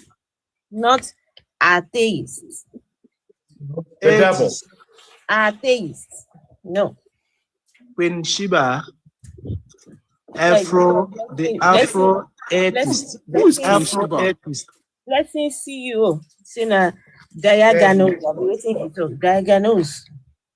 Okay. When you go to United States, if you are not in United States, right? States. Wait, United States. Yes, when you go to United States, United right? States. Then you see yourself. And he said, You see yourself in Atlanta. What will you call it? Alala. Vessel cast. I hope you're entertained. Alala. That's not Atlanta. Oh my God. You know, folks, I've often gone and seen that Alana Braves Oh play my baseball. God. Yes. I want to go to Alala. Nigeria is the comedy of the world. So stop the nonsense. You know, Alana was actually a great comedy series with Danny Glover. I mean, it was really Shiva, do you know? Have you been to Atlanta? Oh, such an embarrassment. Alana, Alana. Alana. Prophet Sia. Okay, you know something. Bishop. Just hold on. Tell me. So, on a more serious note, Yeah. Bishop, can you prove the existence of God? Existence of God. Yes, please. Okay. You prove that God exists. Yes, I can prove that God exists. Can I do that? Buckle up. Please, hold on, please. No jokes now. Can I do that? Now. Please, no, wait, hold on. No jokes. I'm dead serious now. Yeah. There is no joke about proving. Hold on, please. As a bishop, Yes. if anyone here would know about this God, I think your office as a bishop, you should be able to provide us the answers that we need. Yes, you asked me a question, I can answer you. Please go ahead and prove the existence of God. Okay, first of all, God is not a religious being. Existence of God, please. Yes, you're hearing from me. Yes. Don't take whatever I say for granted. God is not a religious being. First of all, I will say what the statement I make is called deconstruction, because you might think I might try to prove the existence of God from a religious point of view. I cannot do that, because religion is a man-made creation. Okay? Now, when you want to know that God really exists, then you will come outside of religious box, and then you can explain God, or you can experience God from everything natural or from everything nature. So if I can prove the existence of God, I will prove it from a natural perspective. As long as I heard your voice for the first time, Queen Sheba, Yeah, go ahead and prove it. if I can hear your voice for the first time in my entire life, Prove the existence of God, please. I'm already proving it, boy. I think you're not getting the point. No, I don't understand. Somebody here is understand. I said, because you already asked me the question, you might think I will prove it from a religious point of view. Now, I am going by the ways of nature. You are a natural entity. You are a product of nature. Excuse me. You can prove it with whatever means, by whatever means. Then you are interrupting me. I am proving it and you are Whether it is interrupting me. natural, whether it is supernatural, whatever means. Leave her voice. From nature, you go to supernatural. From the known, you can go to unknown. If I can prove you that God exists, first of all, you that is in existence, you are God. No, I'm not. I'm not God. Okay, now this is where you cannot even understand it. You can't even understand it. Listen, I know my own name. I know who I am. I know whose daughter I am, right? I am not God. Now is where I need to lecture you. No thanks. Just prove the existence of God. I cannot prove the existence of God outside of you. I will use you as a point of contact to that thing you call God. Simple. You want me to make some religious jargons? We are listening, please. We are listening. Good. So for the first time you heard my voice and I heard your voice, I honor that God through you. I said, thank God for a creature like you. You are a product of nature. Okay? What the hell is going on here? Everything about nature, the animal you see, maybe you have a pet, maybe you come outside, you come outside, you see the trees. Everything about nature speaks about that existence. So, shit. If you want me to tell you about someone up there in the sky, I wouldn't make that mistake. It's an error in my office as a bishop. Okay, so there are thousands of gods in the entire world that people worship. Right? Yes. So if you don't mind, which of those thousands of gods are you talking about right now? The thousands of God I'm talking about. No. Which one? Which one of the gods? There are many gods. Many. You go to different tribes, you go to different parts of the world. People have different things that they believe. Everything people believe is under religion. No, they not created necessarily. those gods. People created those gods. Not necessarily. People created those gods. Okay, people In created India, I've been in India for so many years. Including your own. Yours too is created. Yes? Let me tell you, everything you call God is created by. So yours too is created as well, yeah? Which one? Whatever you believe in too is created. Whatever I believe in. Yes. The religious God, right? What is religious God? I don't understand what you mean, religious God. What does that mean? Oh, you are not following my spirituality. Afro? You are not following. Versus Cat, I think he's trying. Versus Cat is trying to question. I understand. want to ask Afro a question. Nothing to do here. Afro? No. You are following. You are using religious mindset. Please stop for a moment. Hold on. You are using religious mindset. No, I'm not. I'm talking to Afro for a second. You just want to say something to me. Afro, Yes? I got a question for you. What's the question? If everybody's a god, what is he bishop of? No. I want to get a question clearly. Of no God. I want to get the question clearly. Bishop, no God. There is God. Where? In you. God is not in heaven. Who said he was in heaven? God is, you said where? Because there is a location people thought God is. Okay, so where is he right now? The day I met you, which is today, I met God.